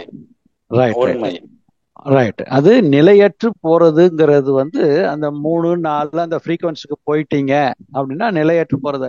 நம்ம தூங்கும் போது கனவும் இல்லை, எதுவுமே இல்லை. அது என்ன தன்மை? அதுவும் கிட்டத்தட்ட அதே மாதிரிதான். ஆனால் தவம் செய்யும் பொழுது நான் தவத்தில் இருக்கிறேன் அப்படிங்கிற ஒரு உணர்வு உங்களுக்குள்ள இருந்து ஒருத்தர் கொடுக்குறாரு பாத்தீங்களா? நான் என்னுடைய ஃப்ரீக்வன்சி லெவல் எனக்கு எண்ணமே எழவில்லை அப்படின்னு நீங்க தவம் செஞ்சு முடிச்சதுக்கு அப்புறம் உங்களுக்குள்ள ஒரு உணர்வு, இன்ட்யூஷன் வருது பாத்தீங்களா? உள் உணர்வு. ஆஹா, இன்னைக்கு அருமையான தவம், நல்லா இருந்தது, எந்த டிஸ்டர்பன்ஸும் இல்லை, அருமையா இருந்தது அப்படின்னு உள் உணர்வு உங்களுக்கு கொடுக்குது பாத்தீங்களா? அந்த உள் உணர்வாக இருப்பதே அந்த இறை உணர்வு தான். சரியா? இது நம்பர் 1. அப்ப தவம் செய்யறதுனால 2 பல நன்மைகள் இருக்கு. இப்போதைக்கு இந்த 2 மட்டும் நம்ம இந்த உங்களுடைய சிந்தனையோட சிந்திச்சு பார்க்கறதுக்கு எடுத்துக்கொள்வோம். 1, ஆன்மா சுத்தமடைய மனசுக்கு அமைதியும் நிறைவும் கிடைக்குது. அதை நீங்க சொல்லிட்டீங்க, ரொம்ப சந்தோஷம், வாழ்க வளம். சரி, இதை நாம வெளியில உள்ள அன்பர்களோடு பழகும் போது, அவர்களோடு இணையும் போது இதே ஒரு மகிழ்ச்சி நமக்கு கிடைக்குமா அப்படின்னு நீங்க கேள்வி கேட்கறீங்க, அதானே? அது மகிழ்ச்சி கிடைக்கும். ஆனா அந்த டைம்ல அந்த அன்பாவே நம்ம நிறைய உதவணும், நம்மளுக்கு அந்த குணங்கள் ஏற்படுது. மத்தவங்களுக்கும் நம்ம இப்ப பயிற்சி கூட நம்ம சொல்லி தரத்துக்கு யாரா இருந்தாலும் அந்த உதவணும்னு குணமும் இருக்கு. எந்த உண்மை அது வரத்தானே செய்யும். உங்க உணர்வு இறை உணர்வாக மாறும் பொழுது பிறருக்கும் நன்மை செய்ய வேண்டும்ங்கிறது உங்களுடைய இயல்பாக மாறிவிடும். அதைத்தான் மகரிஷி சொல்றாங்க. அப்ப நீங்க 3 4 5 லெவலுக்கு நீங்க போறது ரொம்ப சந்தோஷம்தான். ஆனால் கண்களை திறந்து அப்ப அந்த அளவுக்கு போயிட்டீங்க அப்படின்னா உங்களுடைய உயிர் ஆற்றல் அந்த தன்மைக்கு எப்பவுமே உங்களை வைத்திருக்கும். அப்ப எப்பவுமே நீங்க விழித்திருந்து எந்த ஒரு செயல் செய்யும் பொழுது கூட அந்த விவேகத்தன்மையோடு உங்களுடைய எண்ணம், சொல், செயல் இருக்கும். அப்படிங்கிறதுல எந்த விதமான சந்தேகமும் இல்லை. நீங்க சொல்றதை வச்சு பார்க்கும்போது அருமையான ஒரு பயிற்சி நீங்க பண்ணிட்டு இருக்கிறீங்க. குரு அருளும் திருவருளாக உங்களுக்கு மாறட்டும். வாழ்க வளமுடன். அதனால நீங்க பிறருக்கு செய்ய வேண்டிய கடமையிலிருந்து நீங்க ஒதுங்கிடுவீங்களோ அல்லது தவத்திலேயே நம்ம துறவு மாதிரி போயிருவோமோ அப்படிங்கிற ஒரு அச்சம் உங்களுக்குள்ள இருந்தால் தேவையில்லை, அது நடக்காது.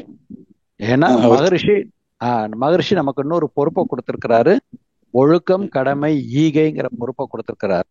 அதனால நாம தவம் செய்வது நாம் ஒழுக்கமாக இருப்பது, நாம் அகத்தாய்வு செய்வது நாம் கடமையை திருப்பி செய்வதற்கு, ஈகை என்கின்ற தன்மையை வளர்த்து கொள்வதற்கு, இந்த 3ஐயும் நம்ம கிட்ட பொறுப்பை கொடுத்திருக்க. இந்த 3ம் சிறப்பாக செய்ய வேண்டும் என்றால் தவத்தால் மனதை சுருக்கி, அதாவது நல்ல மனதை விரித்து அறிவுத்தன்மைக்கு நம்மை உயர்த்தி கொண்டோமே ஆனால் இந்த மூன்றும் சிறப்பாக மாறும் பொழுது இந்த உடலில் உயிர் ஓடிக்கொண்டிருக்கிற வரைக்கும் நம்மளுடைய எண்ணம், சொல், செயல் தனக்கும் பிறருக்கும் நன்மை தரக்கூடியதாகவே அமையும். இதில் மாற்று கருத்து இல்லை என்பது குருவின் உணர்விலிருந்து வாழ்க வளம். ரொம்ப மகிழ்ச்சி. அந்த புறதவத்தையும் நம்ம அதனால ஒழுக்கம், கடமை, ஈகை நம்மளுக்கு இயல்பாவே ஏற்பட்டுரும், வந்துரும்.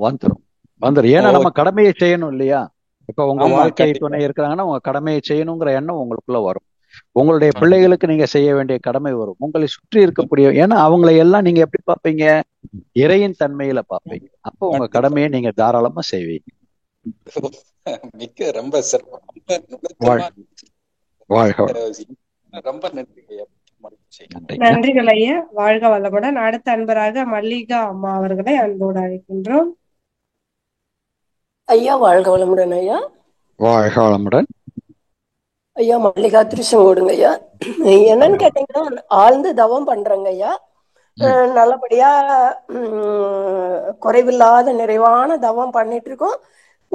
இப்போ உதாரணத்துக்கு ஒருத்தர்கிட்ட இருந்து எதிர்மறையான கருத்துக்கள் ஏதாவது நம்ம காயப்படுத்துற மாதிரி ஒரு கருத்துக்கள் வரும்போது ஒரு வினாடி ஒரு அரை நிமிஷம் வரைக்கும் நம்மளுக்கு ஏன் காயப்படுத்துறாங்க அப்படிங்கிற மாதிரி ஒரு வருத்தம் வந்துதான் அதை அக்செப்ட் பண்ணிக்கிற நிலை. அக்செப்ட் பண்ணிக்கிறோம். அவங்க கோபப்படுறது இல்ல, அவங்க கிட்ட எதிர்வினை புரியறது இல்ல.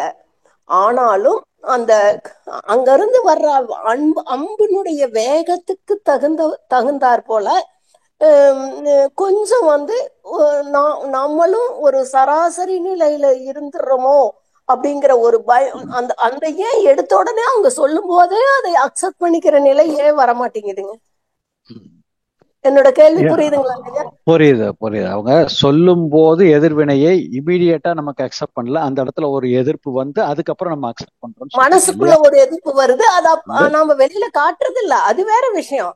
அந்த மனசுக்குள்ள இருக்கிற ஒரு எதிர்ப்பை ஏன் நாம எதிர்ப்பு ஏன் வர வேணும், இவ்வளவு தவம் பண்ணி என்ன பிரயோஜனம் அப்படிங்கிற மாதிரி ஒரு வருத்தம் வருது. என்னையுமே நான் வருத்தப்பட்டுக்கிறேன். சரி.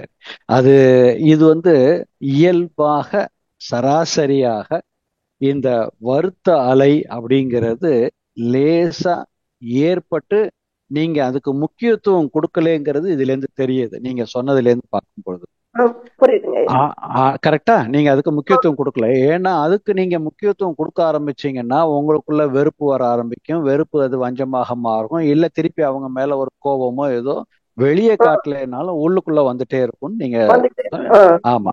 ஆனா உங்களுடைய கருத்துல இருந்து பார்க்கும்போது நீங்க அதுல இருந்து தாண்டி, ஆனா அந்த உணர்வு கூட ஏன் வருது எனக்கு கூடாது அப்படின்றதுதான் உங்களுடைய கேள்வி. அதையும் நான் யோசிக்கிறேன். முன்னெடுத்து ஒருவன் குத்தும் போது முற்றிலும் துறந்த முனிவரா இருந்தாலும் அலறல் சத்தம் கேட்டுதான் ஒரு இடத்துல சொல்லியிருக்காங்க. ஆனாலும் நம்ம அதையும் தாண்டி போகணும்னு நான் நினைக்கிறேங்க ஐயா. ஒன்னும் பிரச்சனையே இல்லை. அது இப்போ ஒரு சந்தனம் ஒண்ணு இருக்கு பக்கத்துல, இந்த பக்கம் சூடம் இருக்கு. இந்த பக்கம் சந்தனமும் சந்தன வாசத்தையும் உங்களால நுகர்த்து கொள்ள முடியும். இந்த பக்கம் இருக்க சூடம் வைக்கிறீங்க அப்படின்னா சூடத்திலிருந்து வரக்கூடிய வாசனையும் உங்களால நுகர்ந்து கொள்ள முடியும். ரெண்டையும் நுகர்ந்து கொள்ளக்கூடிய தகுதி நம்ம கிட்ட இருக்கு. அதே போல கெட்டது வருது, அதுக்காக சந்தனம் ரொம்ப நல்லதுங்கிறதுக்காக எந்நேரமும் மூக்கு பக்கத்திலேயே சந்தனத்தை வச்சிருக்க முடியுமான்னா முடியாது. அதே மாதிரி சூடன் நல்ல ஒரு மருத்துவ குணம் உள்ளது, அதுக்காக அதையும் எந்நேரம் பண்ண முடியுமானா முடியாது. அதுக்குன்னு ஒரு எல்லை இருக்கு. அந்த எல்லைக்கு உங்களுக்கு நுகர்த்தன்மையை கொடுத்துட்டு ஒண்ணு நீங்க அங்கேருந்து போயிடுவீங்க, இல்ல அந்த வாசனை நமக்கு அதோட அப்படியே கரைஞ்சிரும். இதான இயல்பு. அதே போல அங்கிருந்து ஒரு வருத்த அலை வருதுன்னா அந்த வருத்த அலையினுடைய ஒரு சின்ன தாக்கம் உங்களுக்குள்ள ஏன் வருது அப்படிங்கிறது தான் இப்ப கொஸ்டின். இப்ப இந்த ரெண்டு வாசனையும் நமக்குள்ள நுகரும் தன்மை நல்லா இருக்கிறதுனால அந்த வாசனை நமக்குள்ள வருது. ஆனா அதே இடத்துல மூக்குல அடைப்பு ஏற்பட்டு வாசனையே தெரியல அப்படின்னா அது ரெண்டும் அப்படியே இருந்தா அப்படியே தான் இருக்கும். அத மாதிரி நீங்க மனசுல என்ன வச்சுக்கணும் அப்படின்னா, அந்த கொஞ்சோண்டு வருதுன்னு சொல்றீங்க பாத்தீங்களா, இது நீங்க சொன்னதை வச்சு நான் உங்களுக்கு சொல்லக்கூடிய ஒரு கருத்து. ஃபர்ஸ்ட் நீங்க என்ன பண்ணணும், இது கூட வராம இருக்கணும் அப்படின்னா அந்த நேரத்துல குருபிரான் வேதாத்ரி மகரிஷிய அந்த நிமிஷம் அந்த அந்த அந்த நொடியில குருவே இந்த உணர்வு கூட எனக்கு இனி வராமல் இருப்பதற்கு எனக்கு நீங்க துணை புரிய வேண்டும். அவற்றை ஒரு சங்கல்பம் வச்சிருங்க. இது நம்பர் 1. இது மாறும். சரி, இதுல கொஞ்சம் நீங்க கொஞ்சம் பிராக்டிக்கலுக்கும் வரணும்ல. நம்ம அதாவது நம்ம ஒரு எல்லாத்தையும் செஞ்சு முடிச்சுட்டு மன்னிப்பு கேட்கறது அப்படிங்கிறத விட இல்ல, எல்லாத்துக்கும் நம்ம கிட்டையும் கொஞ்சம் ஒரு சின்ன கரெக்ஷன் என்ன இருக்கும்னா, தெரிந்தோ தெரியாமலோ அல்லது தேவையோ தேவை இல்லாமலோ, தெரிந்தோ தெரியாமலோ அல்லது தேவை இருந்தோ தேவை இல்லாமலோ அவர்களை பற்றியான சிந்தனை உங்க மனசுல கொஞ்சோண்டு இருந்தா கூட அந்த அலை வரும். நெருடல் நமக்குள்ள அவங்கள நினைக்கும் போது ஒரு நெருடல் நம்ம மனசுக்குள்ள இருந்தாலும் வரும் வரும். அந்த அந்த அது மறந்துருச்சுன்னு வச்சுக்கோங்களேன், வராது. எல்லாமே பிரம்மம் அப்படிங்கிற ஒரு நிலை வந்துச்சு. அது அந்த அவங்கள பத்தியான நெருடல் உணர்வு உங்க மனசுக்குள்ள கொஞ்சோண்டு பதிவாகி இருந்ததுன்னா அந்த பதிவு தான் உங்களுக்கு உணர்வா மாறும். எப்பன்னா அவங்கள்ட்ட இருந்து வரக்கூடிய ஒரு காந்தாலை உங்கள்ட்ட வந்து மோதும் போது பிரதிபலிக்குது. சரியா? ரைட். சரி, இதை எப்படி மாத்தலாம்? மூன்றாவதாக ஒரு வழி என்னன்னா, அந்த எண்ணம் வந்து முடிச்ச உடனே அவரை அப்படியே கருமையத்துல இருந்து அந்த நபரை, யாரோ அந்த நபரை சூக்குமமாக அவரை என்ன பண்ணணும், அவரை நான் மனப்பூர்வமாக மன்னித்து விட்டேன். முடிந்தால் அந்த இறைநிலை அவருக்கு நான் உதவி செய்யக்கூடிய வாய்ப்பை தந்தால் அவருக்கு நான் உதவியும் செய்வேன் அப்படின்னு உங்க மனசுல சங்கல்பம் பண்ணி பாருங்க. இந்த அலையும் எங்கிருந்து வெளியே போய் பிரபஞ்சத்துல கலந்து அவங்களுக்கு போய் சேர்ந்து அவங்களுடைய மனமும் மாறுவதற்கு இது ஒரு வாய்ப்பாக மாறும். அதனால இத ரெண்டையும் செஞ்சீங்கன்னா அருமையா மாறும். குருவை நல்லா மனசுல நினைச்சிட்டு இந்த சங்கல்பத்தை வச்சுக்கோங்க. அவரை அதாவது சூக்குமமாக நீங்க அவரை வாழ்த்தணும். அந்த நெருடலுக்கு உரியவரை சூக்குமமாக அவரை நான் மனப்பூர்வமாக மன்னித்து விட்டேன். அவருக்கு முடிந்தால் இந்த உயிரால் அல்லது இந்த உடலால் அவருக்கு ஏதும் நன்மை செய்யறதுக்கு அந்த இறைநிலை வாய்ப்பு கொடுத்தால் அதையும் நான் மனப்பூர்வமாக செய்வேன் அப்படின்னு நீங்க சங்கல்பம் பண்ணி பாருங்க. அதுல ஒரு நல்ல சேஞ்சஸ் வரும். குருவை நல்லா மனசுல நினைச்சிட்டு செய்யுங்க. வாழ்க வளம். வாழ்க. புரியுதுங்க. இன்னொரு சின்ன கேள்விங்க ஐயா. என்னன்னா, இப்ப நம்ம 18 படிகள் அப்படின்னு சொல்றோங்க ஐயா. பக்தி மார்க்கத்துல சொல்றது 18 படிகள். அத வந்து நம்ம மகரிஷியுடைய உருவத்துல 6 அதாவது அருங்குணங்கள் சீரமைக்கிறது. இன்னும் 2 சொல்லுவாங்க ஐயா, அது எனக்கு என்னன்னு ஞாபகத்துக்கு வரமா. அருங்குணங்கள் அது சொல்லுவாங்க. அது என்ன 2ங்கிறது எனக்கும் அது சரியான விளக்கம் நான் அதை இன்னும் ஒப்பிட்டு பார்க்கல. அது வந்து முன்னாடி அது நடைமுறையில அது பழக்கத்துல இருந்தது. இப்ப நிறைய விஞ்ஞான வளர்ச்சியில விஞ்ஞான ஒப்பீடுகள், நம்மளுடைய கருமைய ஒப்பீடு, காந்தக்களம் ஒப்பீடு அப்படின்னு எண்ணங்கள் ஒப்பீடுன்னு வந்ததுனால அந்த சிந்தனையை நான் நிறைய ஆராய்ச்சிக்கு எடுக்கல. முடிஞ்சால் நீங்க சொன்னதை வச்சு நான் அதை சிந்திக்கிறதுக்கு ட்ரை பண்றேன். நன்றிங்க, மிக்க நன்றி ஐயா. நன்றிகள் ஐயா. வாழ்க வளமுடன். அடுத்த அன்பராக சாந்தி சுந்தரம் அம்மா அவர்களை அன்போடு அழைக்கின்றோம். அம்மா வாய்ப்புக்கு நன்றி. வாழ்க வளமுடன் ஐயா. வாழ்க வளமுடன்ங்க ஐயா. வாழ்க வளமுடன்மா. வாழ்க வளம். நம்ம விதியும் அந்த இதை பத்தி நீங்க சொன்னது ரொம்ப அற்புதமா இருந்தது. வெகு நாட்களாக என்னுடைய மனதிற்குள்ள ஒரு கேள்வி, அது மகான் தங்கள் மூலமாக நமக்கு தருவார் என்ற சிந்தனையோடு நான் உங்கள்கிட்ட இந்த வினாவை தொடுக்கிறேன் ஐயா. அதாவது என்னுடைய வினா ஒன்னே ஒண்ணுதான். அதாவது நம்ம தான் படிச்சிருக்கோம் விதி வலியது அப்படின்னு ஸ்டேட்மெண்ட் இருக்கு. ஆனா அதே சமயம் விதியை மதியால் வெல்லலாம் அப்படின்னு சொல்றாங்க. ஒரு புறம் நான் நினைக்கும் போது, சார் நம்ம வாழ்க்கையில இந்த மாதிரி ஒரு விஷயம் நடந்துச்சு, அதுக்கு பிறகு நம்ம இப்ப அதுல இருந்து மீண்டு வந்துட்டோம், அப்ப விதியை மதியால் வென்று விட்டோமா அப்படிங்கிற ஒரு கொஸ்டின் மார்க் வருது. அதே சமயம் விதி என்பது வலியுது தானே, அதனுடைய செயல் கண்டிப்பாக நடந்தேதானே தீரும். காஸ் அண்ட் எஃபெக்ட் என்பது விதிதான், இயற்கையினுடைய அந்த விதி. அப்ப அதுவும் உண்மைதானே. அப்புறம் ஏன் இந்த ஒரு விதி மதியால் வெல்லலாம்ங்கிற ஒரு ஸ்டேட்மெண்ட் எதுக்கு நமக்கு கிடைச்சிச்சு? எது ரைட்டு, எது தவறு, எதை எப்படி எடுத்துக்கொள்ளணும் அப்படிங்கிற ஒரு சிந்தனை, ஒரு குழப்பம் என்னுடைய மனதில் இருந்தது. தங்களிடமிருந்து எனக்கு விடை கிடைக்கும் என்று நினைக்கிறேங்க ஐயா. கண்டிப்பா குரு இதுக்கு நமக்கு ஒரு நல்ல விளக்கம் கொடுத்திருக்காரு ஏற்கனவே. என்னன்னா செயல் விளைவு தத்துவம், காஸ் அண்ட் எஃபெக்ட்ங்கிற ஒரு வேர்டு உங்கள்ட்ட இருந்து தானா வெளியே வந்தது அந்த இல்லையா? அதே செயல் விளைவு தத்துவம்னு சொல்லியே மகரிஷி இதுக்கு செயல் விளைவு தத்துவத்துக்குன்னே தனியா ஒரு கட்டுரை பெருசாவே கொடுத்திருக்கிறார். இந்த செயல் விளைவு தான், எந்த செயல் செய்கிறோமோ அந்த செயலுக்கு ஒரு விளைவு உண்டு. அந்த விளைவினால் நன்மை ஏற்பட்டால் அந்த நன்மைக்கு உண்டான பதிவுகளும் ஏற்படும். அந்த விளைவினால் ஒரு தீமை ஏற்பட்டாலும் தீமைக்குரிய பதிவுகள் ஏற்படும். சரி, இப்போ மதியால் விதி செய்வோம், இதுதான் நம்ம இன்றைய தலைப்பு. மதியால் விதியை வெல்ல முடியும் அப்படின்னா முதல்ல விதி என்றால் என்னன்றதையும் நம்ம நல்லா தெரிஞ்சுக்கணும். எதை விதி அப்படின்னு நீங்க மனசுல வச்சிருக்கீங்கிறதையும் பார்த்துக்கணும். விதியை மதியால் வெல்ல முடியும் அப்படின்னா முடியும் அப்படின்னு சாதிச்சு காட்டியவர்கள் எத்தனையோ பேர் இருக்காங்க. ஆனா எந்த விதி பூமியை நிப்பாட்டுறதா இல்லை, பிறப்பை நிப்பாட்டுறதா இல்லை, இறப்பை நிப்பாட்டுறதா இல்லை.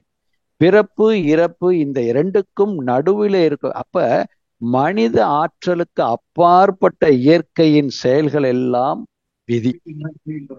அந்த விதியை பத்தியே எந்த ஒரு ஞானியும் எங்கேயும் சொல்லல. அந்த விதி இயற்கை சட்டம், அது இயற்கை விதி. சரியா?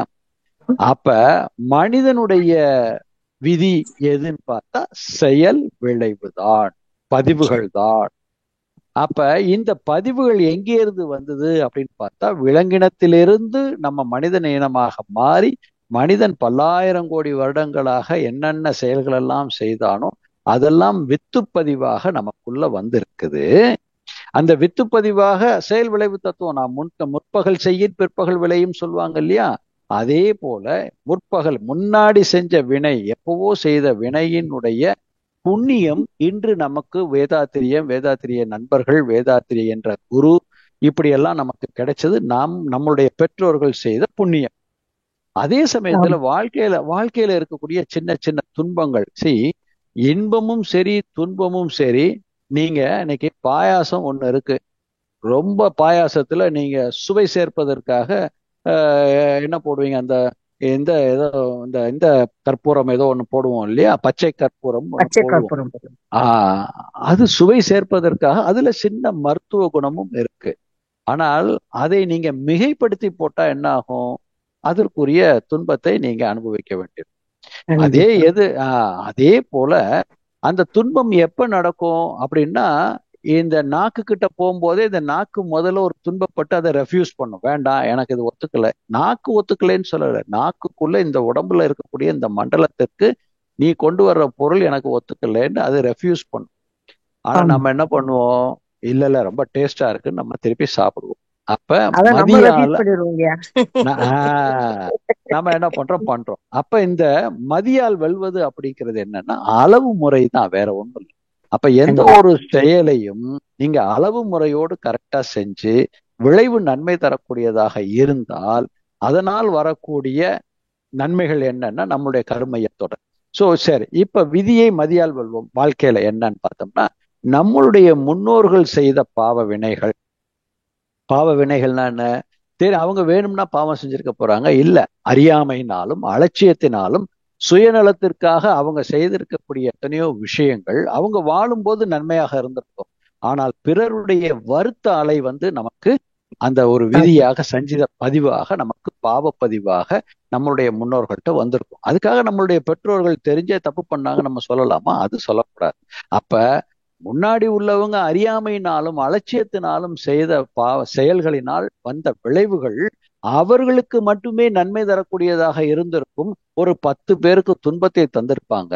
அந்த துன்ப அலைகள் எல்லாம் இவர்களுடைய கருமையத்தில் பதிந்து அது கருத்தொடராக நமக்கு பல துன்பங்களை தந்திருக்கலாம். அப்ப அந்த துன்பத்தை போக்குவதற்கு அதே விதி என்கின்ற அந்த சுத்தவெளி என்கின்ற விதியே மனிதனிடத்தில் 6வது அறிவாக நமக்குள்ள இருக்கிறத குருபிரான் வேதாத்திரி மகரிஷி போன்ற நமக்குடைய இந்த 20ஆம் நூற்றாண்டுல நமக்கு அவர் கிடைச்சாரு. இதுக்கு முன்னாடி உள்ள ஞானிகளும் சொல்லியிருக்காங்க. அப்ப இவர் விளக்கம் எடுத்து சொன்னதுக்கு அப்புறம் அந்த சஞ்சித கர்மத்தினுடைய விதியை இப்ப இருக்கக்கூடிய ஆகாமிய கர்மத்துல இருக்கக்கூடிய நம்மளுடைய மதியால் திருத்தி அமைக்க முடியுமா முடியாதா? முடியும். ஆனால் அதுக்கு அரிசியை வந்து நீங்க இன்னைக்கு குக்கர்ல வேக வைக்கிற மாதிரி சமையல் பண்ணக்கூடாது, தவம் பண்ணக்கூடாது. சாப்பாடு அந்த காலத்துல எப்படி பண்ணாங்க?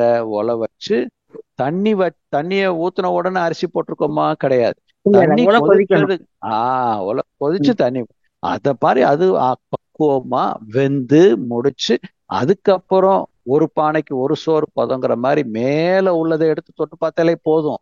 ஆனால் நம்ம என்ன பண்ணுவோம்? கீழே வரைக்கும் கிண்டி மேல கரண்டியில எடுத்து தொட்டு பார்ப்போம்.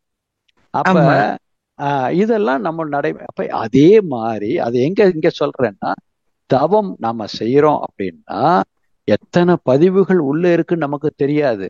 மேல இருக்க சோறை நம்ம தொட்டு பார்த்துட்டோம், கீழே இருக்க சோறு வெந்திருக்கா என்னன்னு தெரியாது, பிடிச்சிருக்கா என்னன்னு தெரியாது. அப்படிங்கிறதுக்கு கீழே பாக்குறோம்.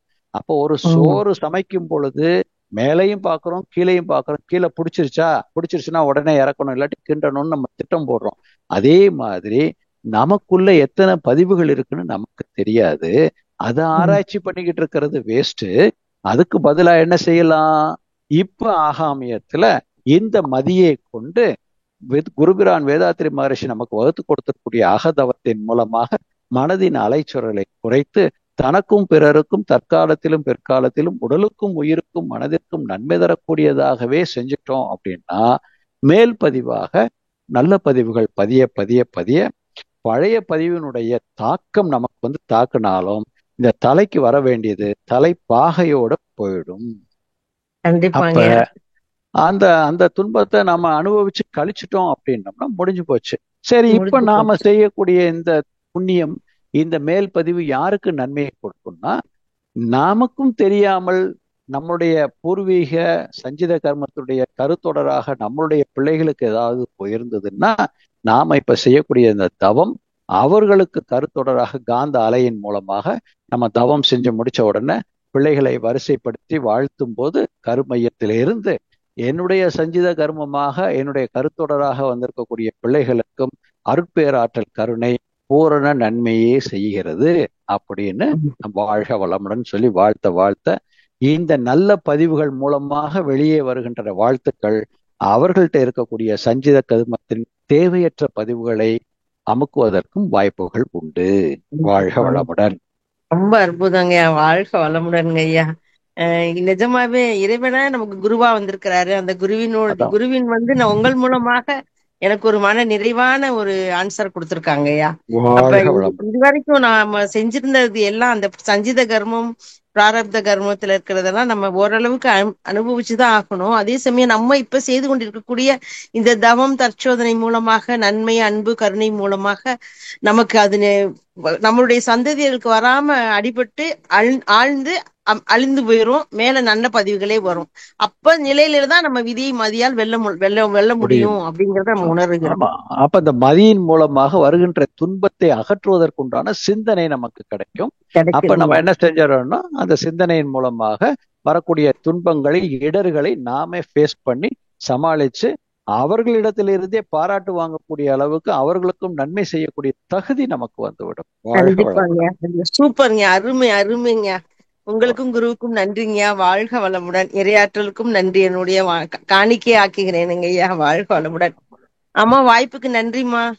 வாழ்க வளமுடன். நன்றிகள் அம்மா. வாழ்க வளமுடன். வாழ்க வளமுடன் ஐயா. நேரம் கருதி நாம நிறைவு செஞ்சுக்கலாமா ஐயா? தாராளமாங்க. நன்றிகள் ஐயா. வாழ்க வளமுடன் ஐயா. நம் கடமை அறவாழ்வின் நாட்டு